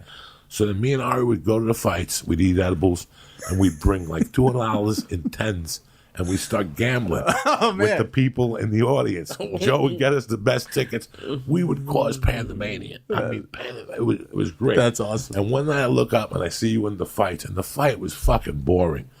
And I'm like fucked up, and I start yelling, "Put in Florian!" I remember and that. he's looking at me That's going, right. stop. I'm like, "Put in Florian!" Like there was like a fucking basketball game, like a mini basketball game. Substitute. Yeah. Put my kid in there. He'll show you how to do it. Put in Florian. He'll finish it. And Florian's like, knock it off. Knock it off. You fucking, I don't know who the fuck it was fighting, but after that we became friends. That's hilarious. Was that the it was either a Hard Rock or one of the smaller venues, I think. That's hilarious. That was man. one of the times. I remember one time I went with Ralphie to one of the little ones at the Pearl. Yeah. And somebody got beat up, and I'm not good with blood. Right. And I had Ralphie May, 500 pounds next to me, and I had a chick with the biggest, fakest tits in the world next to me, next to some Armenian doctor that was like 90. He had Viagra and IV. He had like a little Chinese Ready guy. to go at all times. Oh yeah, this guy. No, he didn't know when it was gonna go. He didn't know when it was gonna go. She was gonna suck his dick. It didn't matter when it was gonna happen. So the fucking ring guy wipes off the guy, and he throws the towel down on the floor. Yeah. And I just happened to look at it, and it was covered in blood. And I just fainted on the chick's tits. Thank God the doctor was there. Ralphie was laughing his ass off. He was putting popcorn in my mouth. Yeah, I used to go to the early one. That's when I started going at the Pearl, the little places. Yeah. And then I elevated to the whatever. I remember we spoke, and you had a jiu-jitsu school in Boston, and you said, whenever you come to Boston, come by, say hello. Now, your brother runs that? He does. He runs that. We own it together. That's in Brookline, Massachusetts. And then, that's been open, since like 2006, I think? Wow. So, yeah. When did you get into jiu-jitsu? I got into jiu-jitsu, I think, 97, I believe. They're 97 or 98. You were in college? I was in college, exactly. My brother called me. He's like, dude, you got to check out this UFC. It's what we've always talked about. They have guys from all over the world, different martial artists, and they all fight to see who's the best martial artist. And I was like, no way. I was like, so who won? Some jack guy just knocking everybody out? He's like, nah, some skinny Brazilian guy. He kind of like takes him down and kind of puts him in submission holds, and they tap out. And I was like, I was so let down. I was like, what? This isn't... I envisioned Jean-Claude Van Damme in Bloodsport, some dude who's like, knocking guys out. And I went and finally saw it and was just inspired by... Thank you for that.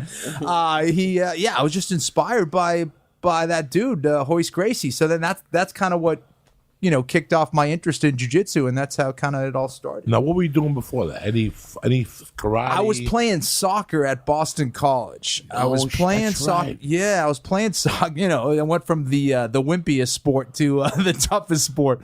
So, I was really into soccer, but I did martial arts throughout, when I was a kid. But as I got more interested into soccer, I just didn't have time and just kind of concentrated on soccer again.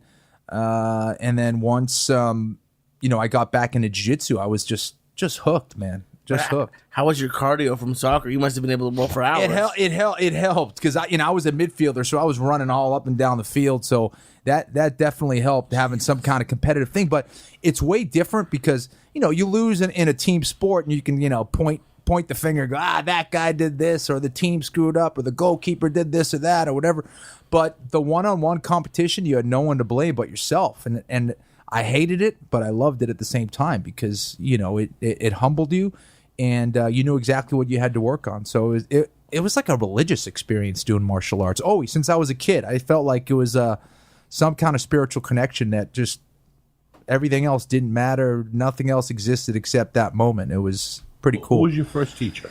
I had an instructor. I went to Fred Villari's Shaolin Kempo Karate School back in the day.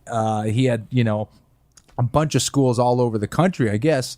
And I probably started when I was like 9 or 10 years old.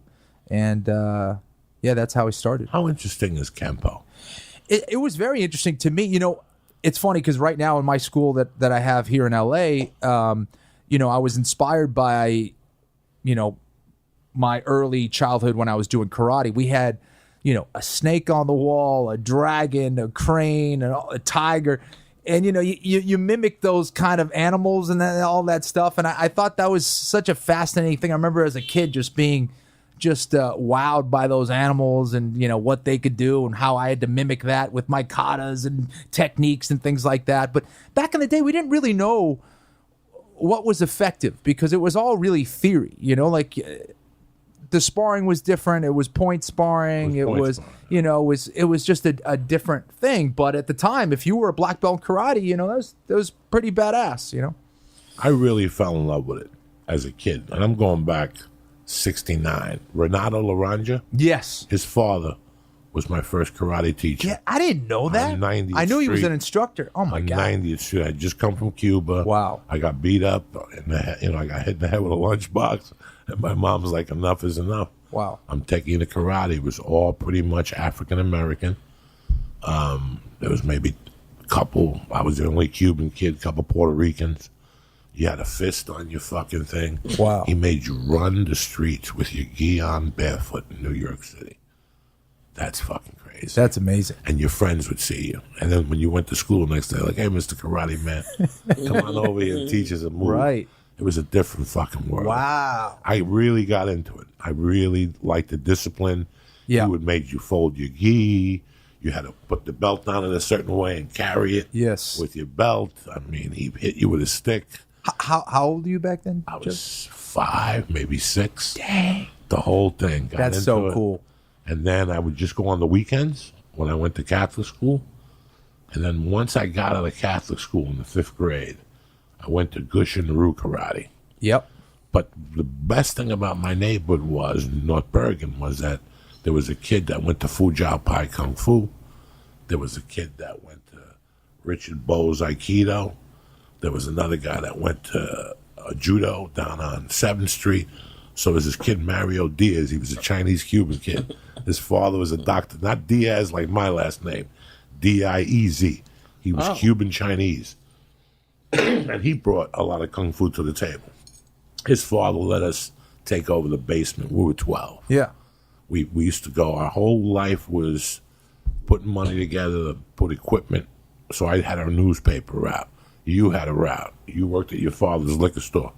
And our goal was every week to chip in and buy something different. So on Saturdays, it was Chinatown and Honda. Honda was a martial arts store. We'd go there and geek out. Wow. Like, wow, someday I'm going to have that Maki Rao, whatever the fuck you had a whole. Yeah, the board where the you little punch. board. Yeah, So yeah, yeah. we'd do that. Then we went to Chinatown and bought all the stuff for the iron palm technique.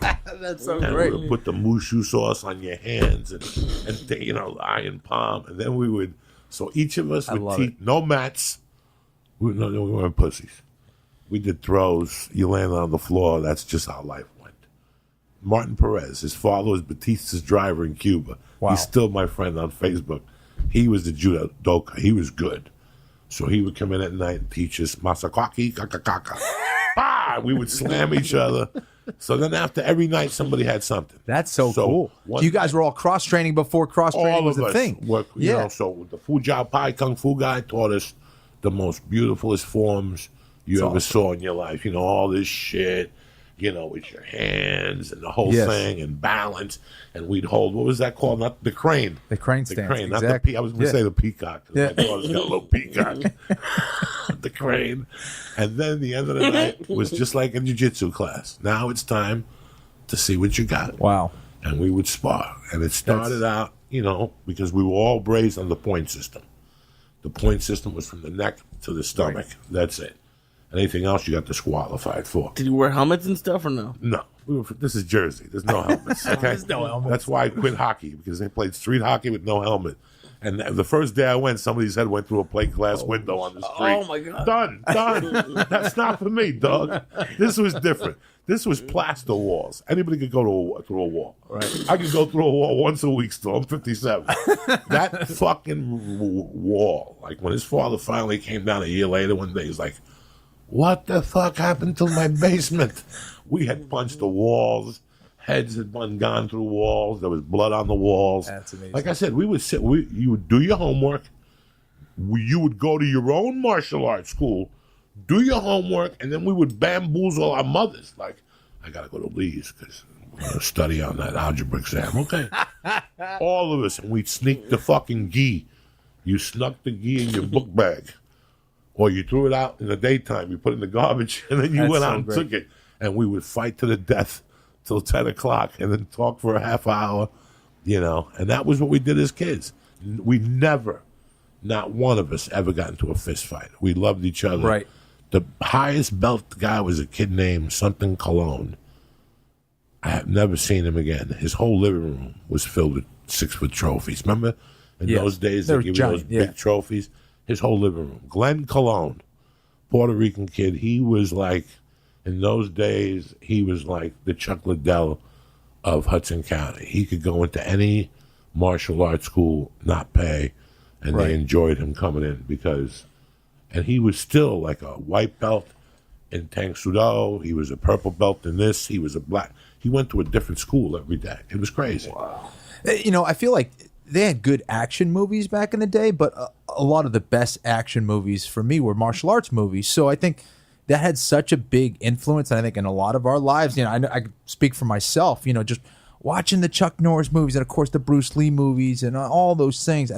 Kung Fu theater on the weekends, all that stuff just had, like, such an impact on me growing up that, I don't know, the coolest guy, the toughest guy in the room was that martial artist, and I wanted to learn that. I don't know, growing up with some fear too, and wanted to know how to defend myself. My dad also was a black belt in judo. He wanted us all to kind of learn martial arts. I always felt a special connection to it and loved watching martial arts movies. I watched Eddie's thing. Yeah. The other night, the little tournament he had. The jiu-jitsu tournament. People were torturing him, and I thought it was great. I thought it was great to add something different to jiu-jitsu. Yeah. You know, so I love watching jiu-jitsu, you know, but I also know sometimes it's brutal to watch. It will put you to sleep. But I could watch Haja all day long. Right. Like I'm his biggest fan. He's I love amazing. the mount and the fuck. I love all that shit, how he does it. Like, I love watching Garcia.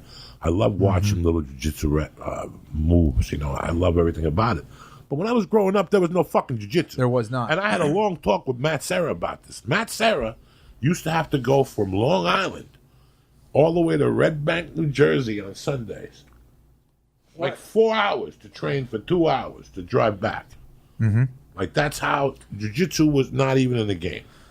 And absolutely. And tournaments for us back in the day. Now, you know, out here on the West Coast, there's, you know, when the COVID thing isn't going on, there's tournaments every weekend. But on the East Coast, you know, and Matt Serra was one of the guys I always looked up to. But for us, we didn't have tournaments every weekend. So if you had a tournament in Bayonne, New Jersey, then guess what? You had to go to Bayonne, New Jersey to test yourself and see how your shit works, you know? So it was just a different time. And that was like once every 3 months or something like that, or 4 months if you were lucky.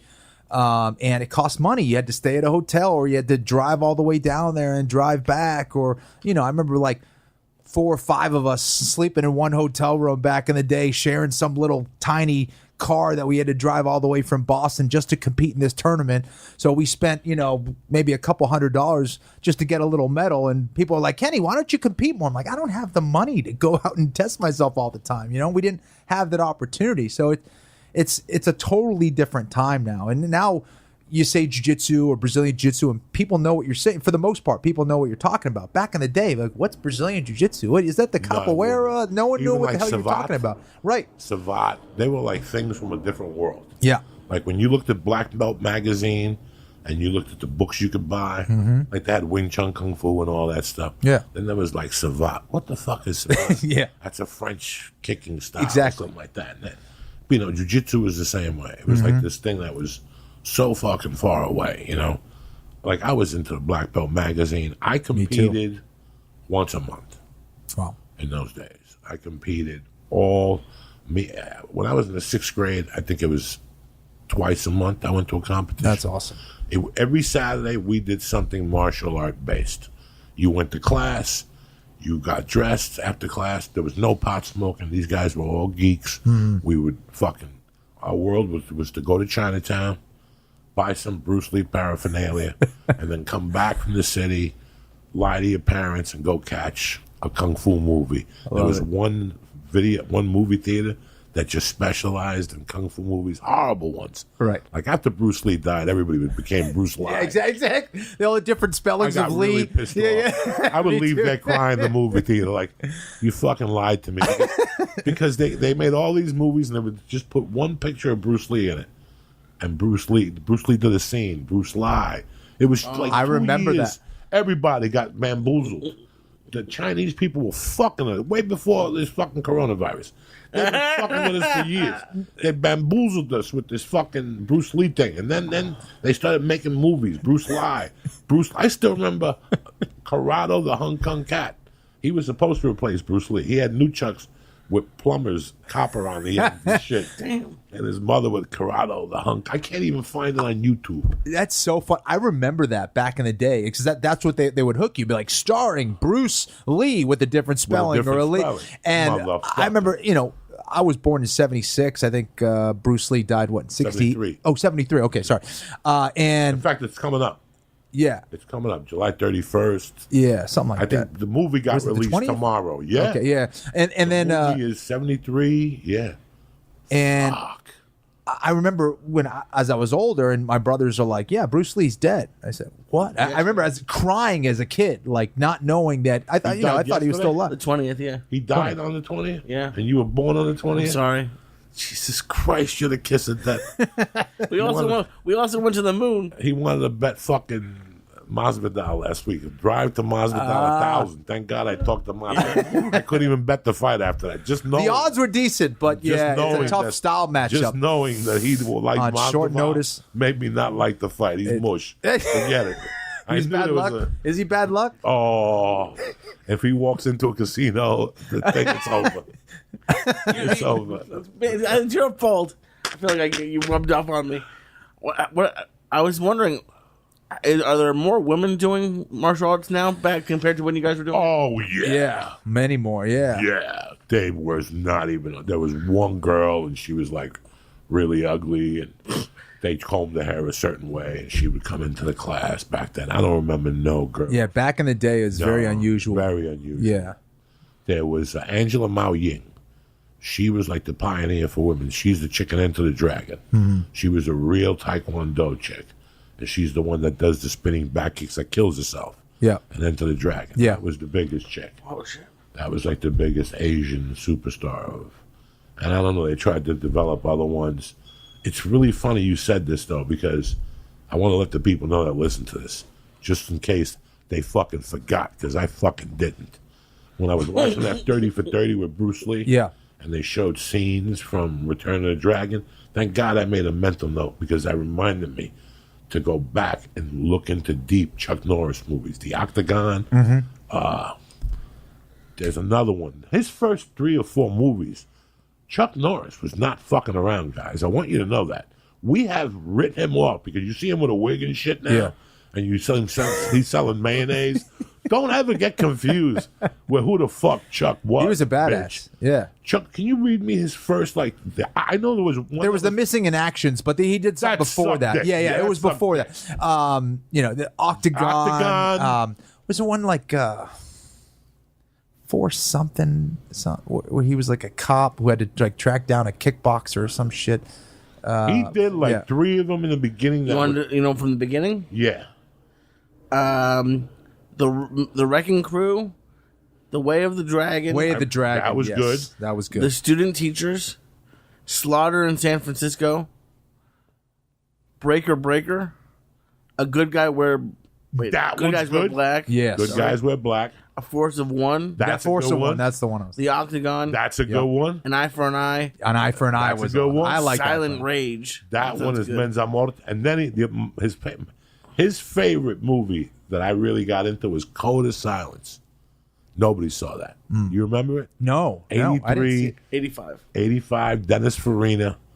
And that's why I get mad at Steven Seagal, because he stole the fucking pool hall scene from fucking Chuck no Norris shit. in that Code of Silence. That's why every time I see Steven Seagal, Maybe I did see. Yes. Yeah. Okay. Code of Silence is the Colombians, Yes. the Yeah. Of Colombian course. necktie. Yeah. And fucking, he He goes, put it in the sock or whatever. yeah. And used to beat the shit He out of went it. over there and beat Yeah, the fuck yeah. out of people with the Yeah, sock. yeah. Chuck Norris, you see him now, you're like, who's this fucking old punk? Bitch, Right. bitch, you better recognize. He used to train with Bruce Lee, Dan Yeah. DeSanto. That guy made some, and I'm telling you, if you haven't been into Chuck Norris, watch any of those movies. That scene with Bruce Lee was one of the coolest fucking things because Bruce Lee, he was so ahead of his time, first of all. But the fact that, he actually, so in the scene, he's basically trying to mimic or doing the same style of Chuck Norris. And it's not working. Chuck Norris is beating the hell out of him during the fight. And then he realizes, he's like, I'm fighting in patterns and I'm fighting in this same way every single time.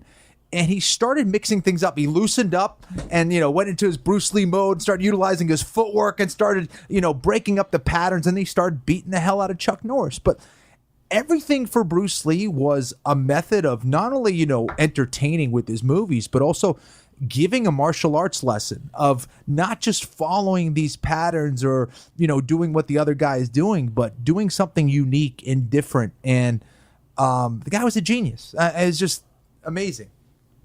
It really is. It's sad. It was sad for us as kids. Like that was. Remember, I lost. You guys don't know what I went through. I lost Roberto Clemente first, Right. and then Bruce Lee. I'm about to.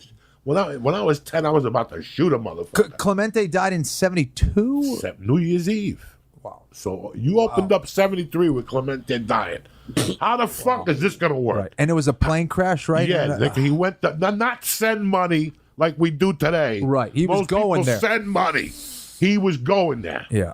He was going there. He wouldn't let Manny Sanguian go. Right there. That's beautiful. Look at the angel wings around awesome. them. Beautiful. Beautiful fucking picture. But we started 73 with Clemente dying. Like waking up. Wow. Like what? How can he fucking die? This guy just broke the fucking record that he broke it at Shea Stadium.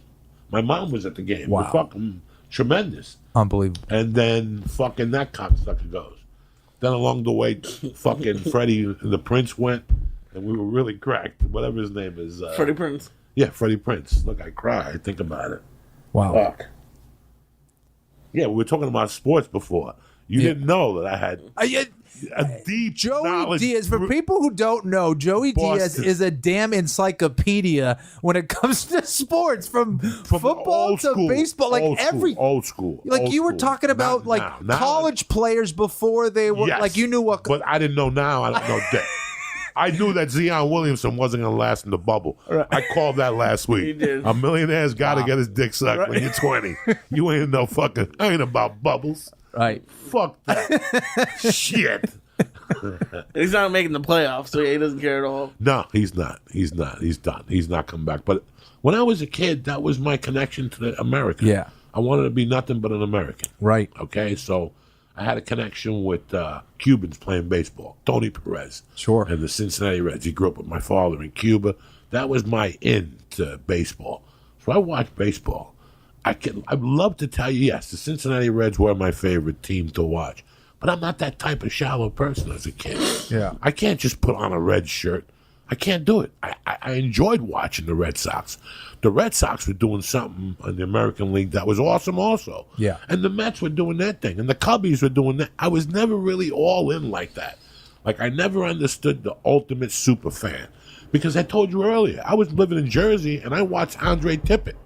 Because he was such a badass linebacker. That's how I wanted to play the game. Right. So it didn't matter. Colors and uniforms didn't really matter. I was kind of the same way. I wonder, both my parents are from Peru, so I think it was a weird thing, like where again, I was the only, Hispanic in my town, growing up or whatever, and I felt, it was awesome to support the home team. I definitely was, grew up a Patriots fan and a Celtics fan. Wasn't into baseball so much as a kid, but I enjoyed watching just people at their best, whether it was, Montana and the 49ers or whatever it was. I just enjoyed watching good sports. That's what my first question to you when you came in here was, do you like sports? Because today, I was thinking about you. I was walking into the bathroom, I was moving a kettlebell. I went for a bike ride this morning. And I go, I don't even give a fuck if 72 players get tested or they come back positive. I don't want to watch. I can't even imagine. Like, in my old man world, never mind when I was a kid, if I was 15 and fucking, what's his name left? Tom Brady. Oh, I'd hunt him down. Right. I'd hunt him down. I'd hunt that motherfucker down. Yeah. I almost hunted down Julius Erving when he left the Nets. But he went to the Sixers, and I was close enough. Right. He didn't offend me that much. I wasn't that offended because I could deal with Philadelphia. At the time, they had a great football team, Yeah. and I liked their hockey team, so I could live. I grew up also watching hockey. Sure. Okay, I don't watch it anymore. It was too much information. You can't keep up on everything. And once I bet hockey and lost, I was like, that's it. Hockey's too hard to bet. You got to give 3 rings. I don't know. Yeah. It's too tough. But when you become a degenerate gambler, you bet hockey. And you get your ear bit off 3 fucking times. And then you're not going to go. And then you go. The best thing is to go to a Ranger Islander game and bet it. That's when you see violence. That's real. Not today. Not today. They just go, they pay, and they sit there like fucking stiffs. But when I was a kid, dog, people would get hit. Listen. You sound like you miss it. I still, dog, how can you not miss being a kid and going to Yankee Bat Day when the Red Sox are in town? Just waiting for a bat to get thrown. You're just praying because me and my friends would sit there, third inning. I got $1 on the fourth inning. I got $1 on the fifth. We're cheering on the inning because at one point you're going to see one of those little bats fly through the fucking air. When we were kids, it was Bat Day. How can you make Bat Day in the Yankees when the Red Sox come to town? Can you make it like when the fucking Astros come to town or something like that? You got to do it when the Red Sox come to town, you instigating motherfuckers. It used to piss me off. Like, put the bat down. Stop with the fucking bat. Because everybody would get hit with a fucking bat at those games. I've played it on here before, so I won't do it again. But my favorite ever clip is a Red Sox-Yankees game at Fenway, and a Red Sox fan throws a slice of pizza at a Yankee fan and hits him in the face on TV, and they replayed it for the entire game. It's the best thing I've ever seen. It's crazy. Like, if you wear a Yankees hat, at a Boston bar, like you're gonna get. You're either going to get in a fight. Yeah. You're definitely going to get harassed at the very least. Like it's crazy. Like, but it's different. Sports are different right now. Yes, I don't know if it's just because of the big business and the big money that kind of changed everything, or whether it was like just being nostalgic because you were a kid. But it definitely has a different feel now. I feel like the new sports or the new thing is like the thing to argue about is politics. Politics is the new sport in this country almost. But it definitely feels different. I don't know. Than it was when we were younger. I don't know. You grow up and you lose time. Yeah. As you grow up, you lose time. You lose time with the things that I can't see me being 45 with a jersey on Sundays with 4 of my buddies over there yelling and screaming. I can't do that to my wife. I can't do that to my wife, Yeah. But I had a friend in Boulder that was from Buffalo. And every Saturday night, his mother would overnight him fucking the beef on wick, the wick bread. It's this bread with wick. And he would make the roast beef. You rang his doorbell. He would have a Buffalo Bill helmet on. He was from Buffalo. You went in. Everybody had Buffalo Bill helmets on. He had 4 kids. He made beef on wick, French fries, just at wings, buffalo wings. It was an event. I loved it. It was like... But he was a real fucking fan. Yeah. He was missing an eye. His brother threw a rock in his eye. Oh, he bit his brother's finger off. They were from Buffalo. They were just grimy guys. I still talk to them. I still call them once a year and say, how you doing, Marty? But I still remember being in his house when Buffalo was at the top of that game. And he had his oldest son was like 6, little Marty. And he had a brick fireplace. And little Marty kept jumping off the brick fireplace. And I could see that Marty Sr. was losing his mind, saying, Nick, knock it off, or whatever he would call him. Knock it off, knock it off, knock it off. I think like in the third fucking thing, the kid fell and sliced his head. Oh, no. He told him, sit there with the ice on. You're not going to the hospital till after the game. And we all had to sit there watching this kid bleed. He's fucking losing consciousness. But the game was on. But the game was on. no DVR back in the day. He's from Buffalo. He's like, I told you I wouldn't take you to the hospital. You're going to bleed out before the fucking game ends. Like, I was around people like that. For me, I could never get that crazy about something. Right. I can enjoy it, watch it, but I'm old school. I have old school. Like, when I go to a baseball game, it's the yellow fucking screen. It's not to sit there like I'm dead, dog. This ain't the fucking opera, bitch. Yeah. Okay? Now you go to a baseball game. The last 2 years you go to a baseball game, people are scared to say anything. Yeah. Oh, really? Yeah. It's like that. Huh? Last 3, 4, 10 years, it's been decent. I went to see Clemens pitch when I was in Houston one time. Did you ever see that motherfucker pitch live? I saw him play for the Red Sox, yes, when I was a kid. Did you go watch him live? I saw him live, yes. Did you see the intimidation that he was? He was a beast. He was a beast. Big dude, and man, could he throw that ball. And he would walk towards you and eyeball you and shit and fucking keep his eye on you as the batter, just watch you and throw the ball up and make faces and do. It's such an amazing... I think that's what's really killing people right now, too. A big chunk of it is there's no baseball. Listen, baseball is American. We're on a time clock. Our bodies are on a time clock. Even if you're not a Dodger fan, even if you're not a Red Sox fan, it's not bad to watch an inning of something once in a while. I agree. I think that's, so much of our, happiness and releasing our frustrations is watching sports, and we can't really do that. UFC is the only thing in town, really. I mean, ESPN showing cornhole and shit. You're like, what the hell is going on? Fucking ESPN showed an Eagles concert. That's when you know things are bad. I put on ESPN and there's a band on stage. What's going on? What the fuck is this? What happened with me was there's been so much fighting and yelling. Every time you put the TV on, somebody's getting arrested, somebody's getting handcuffed. And one night, Amanda Nunes was fighting that fight, and I didn't like. I wanted to do something. Yeah, but I loved the Alex Chechere fight. Caceres. Alex Caceres. Oh, yeah. Fight when he was fighting a white kid. It was the first week of Black Lives Matter. I'm like, ain't no white guy winning this week. Not this week. You know what I'm saying? You're going in there. You're going to throw You're talking about the last one. When he fought Chase Hooper. Yeah, the guy. And I love Hooper. Yeah. That's why I was going to be a test. But Right. I'm like, this is too much of a test. This is a lock. There's no reason to even bet a man than Nunes. Right. And I remember, like, my wife goes, "Do you want to order the main card?" And I go, "For what? I already won money." Right. And I don't want to see any fighting. Yeah. Like, I've seen enough fighting. It was like the week before the riots. Right. And we're watching punching and people getting hit. And I'm like, you know what? Even like Wednesday's fight last week, I passed on him. Kamal, I don't even know who the fuck fought. I don't know who the fuck fought. Right. I did watch the thing with Rogan. That was interesting. Yeah. The last card. But there was a couple cards there. I'm like, I don't even want to watch them. There's too much fighting going on.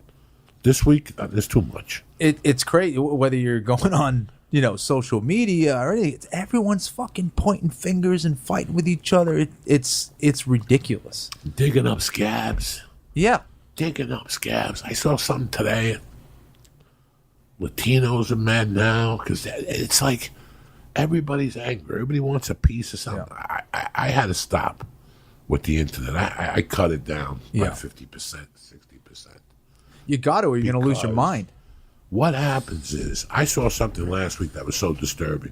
Somebody wrote on Twitter, "I can't wait till the unemployment benefits dry out, I'll run out, so all you fucking squat SpongeBob dry up like a sponge or something." I'm like, who would write that? What type of person wants to see somebody lose $2,400 a month right now in the middle of this fucking pandemic? But that's the evil that's going on right now in people's hearts. It's coming out, and it's not their fault. Yeah. It's just that we're so vulnerable. We're so left open right now. We're getting bad information. The air is bad. The energy is bad. And for me, like I said, I go on there in the mornings, I say what I've got to say, and I get the fuck off there. Because you always see something that's going to make you go, what the fuck? This is entertainment. Social media is to connect with friends. That's what it is. Yeah. It's a battleground now. And I've met some It's insane. I have great friends that I don't know what their face looks like, but we have great conversations on the internet. Sure. And I really appreciate that. But the rest of it is stuff the other day I read the comments about us that they should updo the set. Why don't you go take a bath? Like, redo the set. It was just people trying to start problems, and you're like, this is what it's like. And I get it. I'm not even mad at them. They're out of work. They're not getting what they're used to.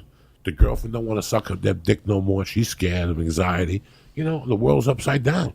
So where are you going to go? You can't hit somebody. The gym is closed. You can't lift weights. Yeah. What's the lowest hanging vine? Social media. I can go on social media and call anybody anything I want and say things without repercussions. Without repercussions. Yeah. Yeah. Facebook will cancel me for a week. Big deal. But I could go into somebody's DM and call them a motherfucker. I hate you. Fuck you. I mean, that's unheard of. Who raised you? Well, that's why they call them trolls. Is they don't care if their account gets taken down. They'll just make another account. They just make another account. But again, who's at home doing this? What kind of person sits there putting all this thought into bad when you can be putting all this thought into something good. People have nothing going on right now. I think, you're definitely right. People are really pissed off, based on the situation. But also, I think we get caught up in living in this virtual world thinking that it's real, and you're at home, you got nothing going on, you got no job, you're pissed off about your life, and you can go on anonymously and rip different things apart, rip people apart, rip organizations apart.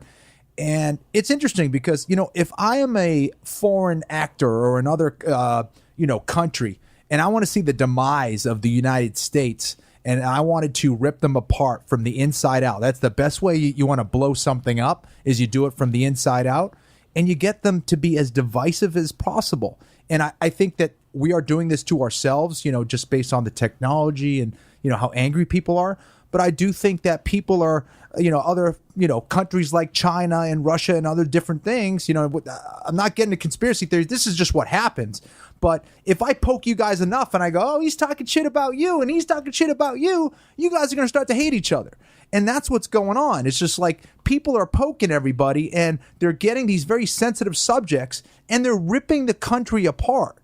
Instead of like understanding that we are one country and we're trying to, what makes this country great is the fact that we do have many different people, in one spot, which is very unique to places like Europe that are essentially, obviously they have, a lot of different immigrants that are making that country, great and unique and special. But people are trying to make things worse in this country. I have no doubt about it. And it's scary and it's tough because we forgot that we're all trying to move in the same direction.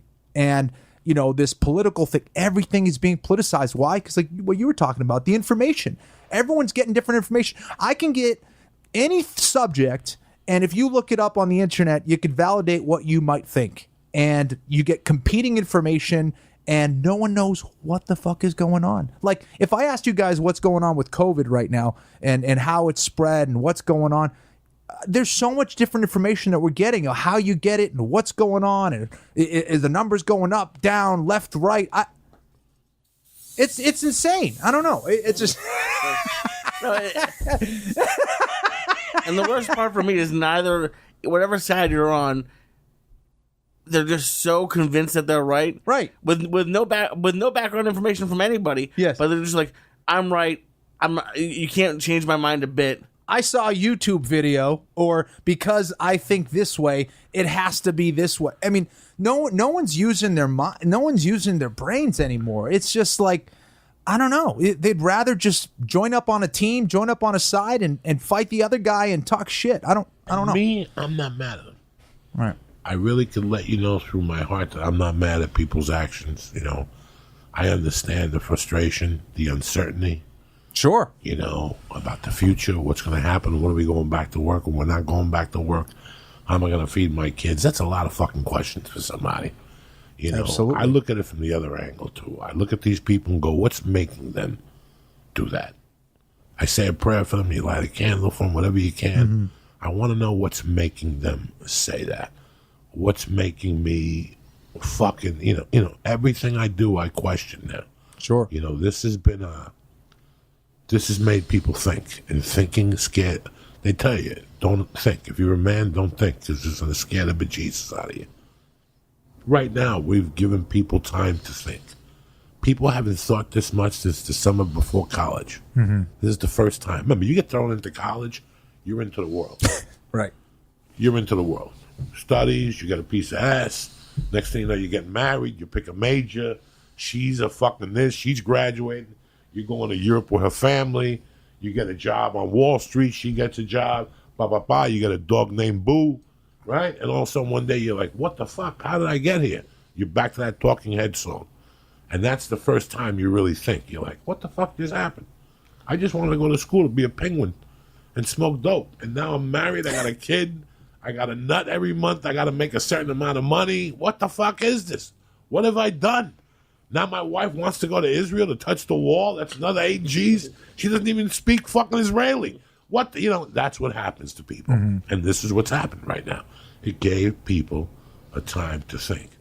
Do I really want to do jiu-jitsu anymore? Right. Well, I was doing it because I was dating that girl and I was impressed. She dumped me. Do I really need to dump the 180 anymore? Right. You know, do I want to act anymore? You know, I'm sure there's a lot of fighters that are reconsidering their careers. Fuck the fucking knockouts, what they could do to you. Right. They're thinking about COVID. What if I bring it back to my family? What if I bring it back to my teammates in my corner? People are thinking right now, and that's the scariest part of this. I've got into foxholes, and I know that it's there. I know that it's scary, and I've gotten caught up into mental foxholes throughout this thing. I can't imagine somebody who doesn't see it coming. Absolutely. And when they don't have the tools or the background to be able to put it into context and believe in themselves too, because, you know, and that's what I think is the most special thing about martial arts more than anything else, is that you learn about yourself and you learn about how to deal with adversity and you find that inner strength in yourself. You know, the best thing I did was the last 10 years, besides having my daughter, it wasn't the comedy, it wasn't the theaters, it wasn't the specials. You know what really jolted me? Joining jiu-jitsu. I love it. You know what happened? It let me know how bad of shape I really was in. I knew I was fat, but I didn't know because the mental aspect came in. Sure. I saw my mental weakness, and that could not happen. I was about to have a family. I wanted to take my career to the next level. How can I have this mental weakness? I couldn't have people get on top of me. Once you mounted me, I had a heart attack. Are you fucking crazy? Right. That's what half of jiu-jitsu is. You know how many times I had to run out the first week out of jiu-jitsu with my gi on, take my belt off, and take my dick out on the street and piss because of the stress? Like the anxiety. You know how many times I had to run outside and take my gi off? Because I made the mistake, like my fourth jiu-jitsu class, to take an edible. Who's that genius? Tell me who does that. When that motherfucker mounted me, he was like a purple belt. He climbed me like a fucking, like an islander, and I was like a fucking palm tree. He had me in like a bow tie with my arm out, and I'm tapping, not because he was hurting me. I had a tap from the anxiety. Yeah. I basically had to get up and run to the door. I started at VMAC. I didn't want anybody to know. No Eddie, I didn't want anybody to know. I just knew I wanted to try it. And that changed my whole life. Awesome. Like I got my nose fixed. I started breathing out of my nose. I haven't rolled since I tore my hamstring. But before that, I slowed down. I stopped going to Alberto's because Alberto's was too fast for me. Great guy. Yes. Great teacher. Great school. Got everything available to you. But the jiu-jitsu is too fast for me. I needed old man jiu-jitsu. Right. I need 50-year-old jiu-jitsu. Closed guard, scissor sweep, you know, fucking Well, that's the way kimura. it should be. Jiu-jitsu should be that way. Jiu-jitsu is developed. It's supposed to be the soft art, you know? And in general, I feel like we're also moving away from that in a lot of ways, unfortunately. You know, it was supposed to be, you know, a style that you could do smoothly, you know, with technique, that the technique could lead the way. You don't have to be fast. You don't have to be strong. You don't, you know, and I think jiu-jitsu is moving in a different direction now because there's so much of the sportive aspect of it that I think we're losing connection with what jiu-jitsu really does and what it should do. But, you know, like you said, I think on the mat, there is no running away from yourself. There is no, you know, pretending that you're good at what you do. You're going to find out. And there's always someone, I don't care what level you're at, there's always someone that's better than you, at least in one or two aspects of the game. And you'll find out. And it's humbling. And it's always, you know, looking at yourself. And I feel like we don't have that. There's no other things that really can keep us in check. You know, there's a lot of other things, you know, there's other things we could do, but jiu-jitsu, it connects that mind, body, and spirit where, you know, you're going to find out exactly what you need to work on that mat that day. Like It's crazy. It's crazy. It is. Like for me, the physical was the obvious, but for me, it was the mental. I started doing kettlebells to work on my breathing. Awesome. Everything I did was around jiu-jitsu. Guess what? Guess what, bro? You know what? If that car I drive right now needs an oil change, I'm not mechanically inclined. You know what I'm saying? If that car gets a flat tire, I'll probably trade it in and end the lease. I'm one of those guys. because I'm not mechanically inclined. Right. I never wrestled in high school. I didn't. My friends wrestled, and I knew the lingo. Yeah. You know, I knew the lingo to lifting. My Sure. friends did steroids. I knew all that lingo. Jiu-jitsu was something that I started hanging out with Eddie and Joe, and they were passionate about. And I went to watch them do it, and it wasn't for me. It was two guys hugging. I like you guys, but you're suspect. All right. And then I started watching the UFC, and I saw the beauty of it. Right. And then I eliminated the UFC and just started watching jiu-jitsu videos, and I fucking That's awesome. loved Haja. There's just a lot of guys I became fans of Yes. your videos. There was just a lot of, but I like simple shit. Right. I like Haja style. You know, Me too. Pass your guard, you know, fucking lapel shit. You know, he just mounts you and then gets you in a fucking little choke. That's all I wanted to do. Now they're doing barambolos. I gotta- Wrapping the gi I gotta around, wrap a the worm gi guard, around. and all this crap. And what I'm waiting to do is I'm waiting for this coronavirus to disappear, because this is what I was doing. I took this advice from the drummer of Poison. He trains at Street Sports. Oh, okay, yeah. With Hanato. Yeah. And he told me, he goes, there came a day for me where he goes, I couldn't keep up with, he goes, when I had my black belt, he goes, I just couldn't keep up with purple belts, 20-year-old purple belts. different. It's a different game. So he goes, I go to Hanato and I get privates. And he goes, he beats the fuck out of me once a week or twice a week. And he goes down there and he goes, that, you know, I like the class aspect of it. Sure. See, I grew up, I don't like, and I know you're going to hate me to say this, but I don't like you have clients and they have their Hollywood clients and they have money to burn. So they do private classes, and that's all great. Yeah. But I don't think by doing, I like a private once a month to say, Kenny, can we work on this scissor sweep? What is wrong with this scissor sweep? When me and you work on it, we roll a little bit. Yes. You let me. That's what I like. Yes. If you're not going to go to a class, that's what for me was part of it. It's just like stand-up. Josh Wolf sat there and we talked about stand-up. Now, when I went to Seattle, there's a list on Monday nights and Wednesdays, and you start at number 1. And through time, you work up to number 3, then number 7. And guess what? Now you're closing the show. You're number 16. You know what I like about martial arts? That you start in the back as a fat fuck. That's the truth. You barely get through the warm-ups, you know? And you just keep going back, and you keep going back, and all of a sudden somebody befriends you, and you start talking to this guy, you start talking to that guy. And now there was never a martial art, and I told you my story early on about martial arts, but one thing I miss about jiu-jitsu is the friendship, is after Kenny beats the fuck out of me and chokes me, he'll go, hey, don't go nowhere. I got a big man choke for you. Yeah, like he'll tell you, you're wasting your time. Like after these guys beat you up, they're like, come here, try this. Get my arm, go there. See, you don't have to step like this. Right. That's what I really miss about jiu-jitsu. Well, I'll say this. When things calm down, number one, I want to offer my services anytime. And I've already told you. I've already told you. Anytime you want to train one-on-one, I don't care. I'm not going to charge. Just let's train one-on-one. I hope I can help you. If I do, I'd feel really good about it because I love you and I'd love to help you out with your jiu-jitsu when things get normal again.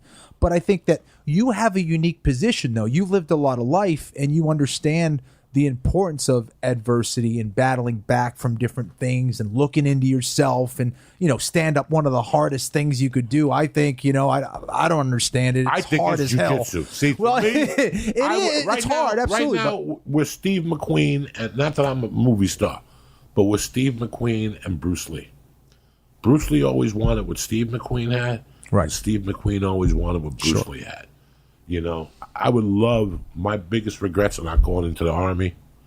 I would have loved to fight for my country, shoot a couple fucking immigrants just to prove you're an American. Shoot a couple people in the head to really wear the flag. Like, yeah, that's right. I defended my country. I defended my country. I've never heard that as a regret before. And shooting the It's the truth. It's the truth. I should have been down there in Beirut throwing fucking bombs. I regret not joining karate at 25 or jiu-jitsu and making it like I should have looked at it as this is what I'm going to do till I'm 60. After college, I was either going to do one or two things. For whatever reason, I just felt a calling to a warrior lifestyle. It was either going to be martial arts or it was going to be the military. It was one of those two things. That's what I want. I felt a calling for. I felt like I needed to do something and face some fears. I really wanted to join the military because that's what my mother wanted me to do. That was her all-time, you come here, you bring your child to this country to grow up. The least you could do is send them to donate them. Like that's, she goes, I'm sending you. I'm just sending you because they took us in. So she always felt that. I made the appointment, but I didn't show up because there was a blood test involved. And I had done coke the night before. So there's no reason. Might have been tough passing. The Army's not going to take me. You know what I'm saying? So, oh, it's amazing. so that's one thing that I do miss.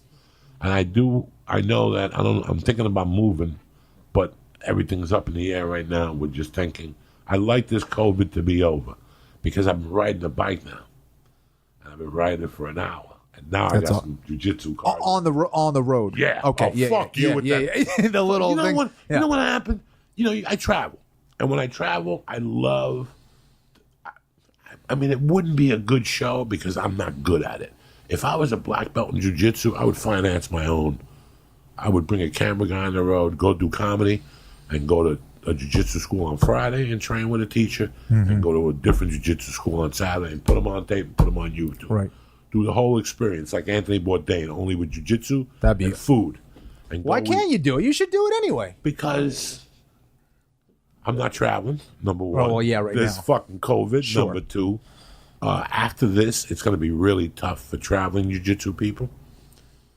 After this, it's going to be very hard for me to fly in from France and say, Right. Hi, Mr. Florian. I'd like to come in and train. Listen, get your Yeah. COVID germs out of my fucking building, all right? I just reopened, and you want to come in here and breathe on people with fee breath and shit. Get the fuck out of here with your cheese. Fifi. Yeah, whatever the fuck. It's not going to be, that's what jiu-jitsu's about. It's about traveling, going to other schools and getting your ass kicked at another school. is true. But once this COVID thing, it's not going to be like you came in from Australia. You can't come in here. Not that I don't love you, but I got to know where the fuck you're coming from. I don't know if you stopped at Wuhan for a cat stick on the way here. So, I don't It's know. tough. I hope these vaccines that they're talking about does something, I think man. I hope that Oxford one looks. the Oxford, exactly. Yeah, that's the Oxford one. one looks promising. Yes. I ain't gonna take it unless it's a pill. Right. But that's what I found out yesterday. I had made an appointment for the dentist, and she asked me if I'd been in contact with him. I go, no, and she goes, she's a dear friend of mine. Our daughters trained together. Okay. We were kickboxing yesterday, and I saw her. She's Israeli, badass. So she told me that. I got the blood test, and she goes, that's not good. She goes, even the prick in the finger isn't good. That's Really? what they're just finding out. Wow. It's got to be the mouth swab or the nose swab. I did the nose. I It's did the not that mouth. bad. I did the mouth swab. Did you? Which is way easier. I didn't do the Yeah, and you don't have Yeah. to do it all the way in your nose anymore. Oh, really? No, said at the you put it outside. in right until it stops. It tickles a little bit, but Because I see that thing like all the way up into like Yeah. people's brains. I'm like, dude, no. no, I don't want. No. You ever stick a fucking Q-tip in your ear and you forget it's in there? Oh my god! Sounds like a Chinese guy hit a bong next to you. Hit a gong next to you. That you hurts. forgot dude. it was in there. Huh? You forgot there was a Q-tip in your One ear. day I did something like I fucking had a Q-tip in my ear and the phone rang and I actually put the phone. Boom! But I hit my fucking brain. I was like, yeah. God damn it! How fucking stupid Oh. am I? I do this kind of shit all the time. That hurts. What else you got going on? I know you got the podcast with John Anik. Yeah, I Where got do the. you do that? Here? I do. I do that from my house. I just do do it in a room in my house. Do the Anik and Florian podcast. Been doing it for 4 or 5 years now, and do it every Monday. And I've been I own school with my buddy Jason Hunt, Meraki Brazilian Jiu-Jitsu out in I guess technically Brentwood. It's right on the Brentwood Santa Monica line, right on Santa Monica and Barrington. I got a school with my brother in Brookline, Massachusetts, Florian Martial Arts Center, and just been doing that. I've been teaching. I honestly, the favorite thing, my favorite thing to do right now is teaching and training jiu-jitsu. I just love it. I'm going to be doing an instructional, hopefully in the next couple months when I could, things calm down a little bit.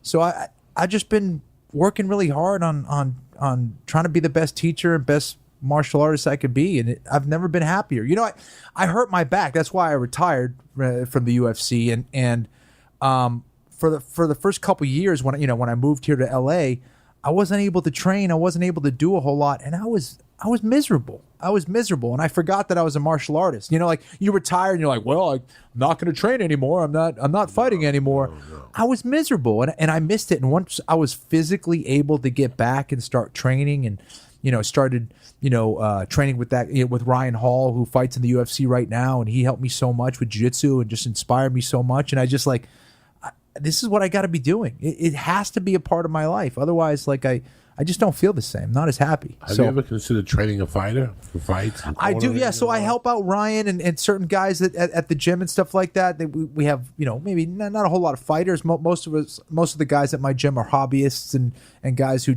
compete in jiu-jitsu. But there's one or two guys that, want to compete in MMA and stuff. So I enjoy helping them out. I take that very seriously because, the repercussions of getting hurt in a fight are very real. So I love watching it, love training it, love learning about it, and trying to make it better all the time. So it's been your fun. school's not open right now. We're closed down just because of the Did you the open pandemic. it all? Have you opened it all? We did. We were open for a little bit, when we were allowed to, and so we're just kind of waiting for things to calm down again. It's been really tough, man. Being a small business owner, you just kind of get screwed over. And you were talking about California, maybe leaving, stuff like that.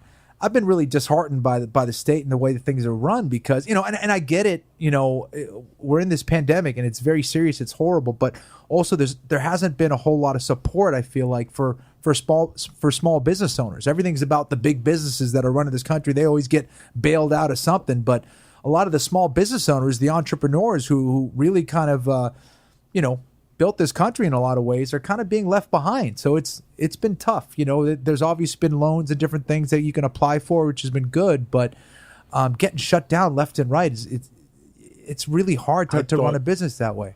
This second shutdown inspired my mind to move because of the recovery factor, my age, and I had already been thinking about it for a while. Yeah. That it was, like Dean Del Rey said, we're paying more for gas here. It's crazy. It's more to so register expensive. a The car, taxes and the taxes. So you have to look around now for a guy like me and go, what am I doing? How am I planting seeds that are going to grow? What can I? There's no more stand-up. Listen, there's no more stand-up. There's not going to be any fucking stand-up.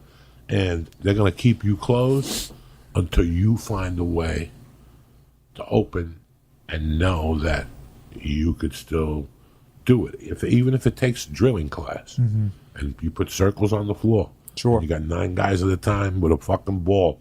What's that Brazilian guy from San Diego that has the book with the drills? yeah, Andre Galvao. Galvao. Yeah. It's time the Andre Galvao drills. I can't put you together, Right. but I can drill you to death for an hour. Sure. I open up both doors. It's gonna make the owner a little bit more. You guys a little bit more. What's going on here? Yeah. You're suffering. I know Cabrinia's eating a big dick. I love Cabrinia. Yeah. He's down there on Wilshire and fucking La Brea or whatever. What's he tough. paying? It's John Jock is up in Tarzana, but his other one in Malibu. Malibu, yeah. He's taking a stab in there. This is affecting the martial arts community. I mean, forget Big time. about. I mean, karate was holding on by a string. Every time somebody gets an armbar in the UFC, another karate school closes. Right or wrong? Every time somebody shows up in an armbar, another karate school closed. That's amazing. Every time somebody gets a heel hook, look, Kevin Gosterman got heel hook. Right. The Krav Maga school closed on Monday. They don't need you no more. Go back to Israel and use that shit. You just got to, my God. it's the truth. That's hilarious. So- Someone's got to make a T-shirt out of that. Yes. Every time somebody gets armbar, there goes Taekwondo. Go to any Taekwondo school. It looks like they got COVID. There's 3 guys throwing punches. It's like something of the past. It's like black and white TV. Oh shit! That's Anything funny. you want to promote, Kenny? Anything? No. That's pretty much it, man. Meraki. Where's the name Meraki. come from? It's a Greek word. I was looking for a name for the academy, and Meraki means putting your soul into your work, putting love into what you do, putting a passion into what you do, and that kind of resonated with me. And I loved it. So it's a Greek word for Brazilian Jiu-Jitsu, school. But yeah, so we hope to be ready to be open. We're ready to be open. I'm telling you, you're waiting open. for I things to slow just down. gave you permission. There I you talked go. to Newsom. We're going to open ready. up circles. We're going to do a 6:30 drill class. Everybody's drilling on a fucking ball. Here we go. That's it. And sprinting. And what's wrong with the hip escape? Show me a man who doesn't hip escape. How many fucking hip escapes do I got to do to become a black belt? Nobody can do enough hip escapes. You're 10 pounds overweight. Start hip escaping. Oh, man. Hip escaping, back, forth, reverse hip escaping on your head, barambolos. I got shit for you.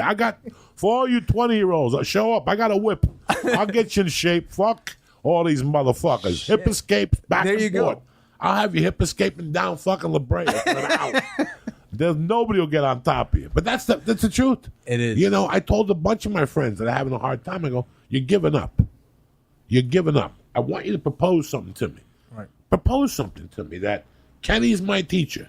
There's going to be, I have 30 students. I have 10 3-man groups or 10 4-man groups. So Kenny's going to put me with a brown belt, a purple belt, a blue belt, and a white belt. We could only be together. Yeah. It's us four. So if it spreads out of control, it's us four. You didn't go to that other school, did you? No. Don't go to kickboxing. I'll kick you in the fucking head. Those schools are dirty. I agree. So these 4 people rolled together. They're the only ones that can roll together.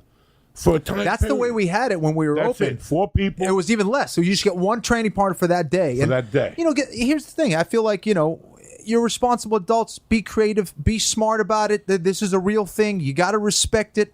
But also, use common sense. And I think that's one thing we have to be careful with is sometimes, like, we rely on things to be taken care of way too much. Do we need to put fencing around a volcano? I mean, shit, you fall in the volcano, you're gonna die. Where do we take this? As far as we have the information, people are dying from this thing. It's a serious thing. So be responsible. But also allow gyms that want to be open. If people feel like, hey, I'm going to be responsible, I'm going to make sure I'm not hanging out with other people, I'm going to wear the mask everywhere else, but when I go into the gym and make sure everybody else is doing the same thing, if I just train with that one person, we can do it responsibly. You wear a mask, bro? What's that? No. That'd be too You can't much. breathe. Yeah, it'd be impossible to breathe. Alberto has these little masks. He gave me one when he came. You put them on your ears. It's okay. Yeah. When I box, I wear it with the other guy. Just Okay, to respect them. Yeah. It's okay. I don't think it's going to work. Jiu-jitsu Hard. is the complete opposite of social distancing. It literally is. My friend is having a hard time. I thought about paying him and taking the beginner class at 5:30 because I have nothing but time now. Mm-hmm. But I also thought about mounting somebody and sweating. And one of my sweats goes Got into him their sick or mouth. something. Yeah. I would never forgive myself. It's like I told Joe. I wouldn't take one of those swabs in the nose anyway. I put coke in my nose, rocks, pubic hairs. There's been, I put so much stuff in my nose. I don't trust the test. And even my mouth, I don't trust. You know the asshole? It's going to come up. It's going to be false positive. Something. This throws me off. This whole fucking Tested positive for everything. and I like it. And I thought about that. I thought about, let me just go to, he's got a great 5:30 class, and I thought about, I don't even want to do stand-up. Like, I am petrified to do stand-up. This petrifies me. Yeah. But I know I'm clean. I know you're clean. Right. I leave the door open to get some ventilation. Sure. Once you close that door, my heart starts beating. I can't have that. Even last night with Sickly, you saw, I made him leave the door open. Oh, yeah. Gotta have the door open. When I go give blood, Right. I gotta see a window. A couple of years ago, I acted weird, and I didn't know why I acted like that towards somebody. I got really angry, and I felt bad the next day, and I had a call, and I figured out he put me in a room with no windows for 10 hours. I went fucking nuts. Listen, what's the website for Meraki's? MerakiBJJ.com. And whenever you want to start an over 50 class, you let me know, and I'll do everything I can to support you. Over 40. Thank you. Cabrinha does it. Yes. Oh, that's awesome. I didn't know that. 7 a.m. Gotcha. And it makes sense. Are you because- a morning guy? Yes. Yeah, okay. But to do a fucking Berimbolo at 7 a.m. Your back isn't quite. I Yeah. can't do that. Oh, my God. Yeah. No. I'm just saying. Yeah. Just jiu-jitsu at 7 o'clock. Right. Like I could jump in a pool at 7 if I had to. Yeah. I've already done it. Yeah. A cold pool in Boulder. Oh, nice. Yeah. I used to be part of this master swimming program. 6 Yeah. a.m. bitch. Shit. It snowed 12 inches. I'll see you at 5 to 6. Right. You know, it was one of those places. Yeah. I ride the bike early now. As soon as I get up now, I do what I got to do. Brush my teeth. It's great because drink no a one's lot of around drink, either. and Yeah. shoot because it's early. You get it over with. Yeah. Jiu-jitsu is one of those things that people over 50, the highest time they get a heart attack is between 6 a.m. and lunchtime. Because you're not sleeping. So you're not. Yeah. Yeah. So Yeah. you're supposed to take an aspirin before you go to sleep when you're 50. Yes. So when you hit that time zone, you're covered. Yes. So I don't like doing a lot of. I'll lift at 10, 15. I do heavy lifting Right. during the week twice. But jiu-jitsu at 7 is just a little too real for Uncle Joe. I agree. We have a 7 a.m. class, but How many it's people not, show it's up? 4. Yes, you know what? It's grown a little bit actually. Sometimes it started out that way, but we have some guys who want to work out before work. So when we weren't in the COVID days, we sometimes get like 14, 16 guys. It wasn't bad. Yeah.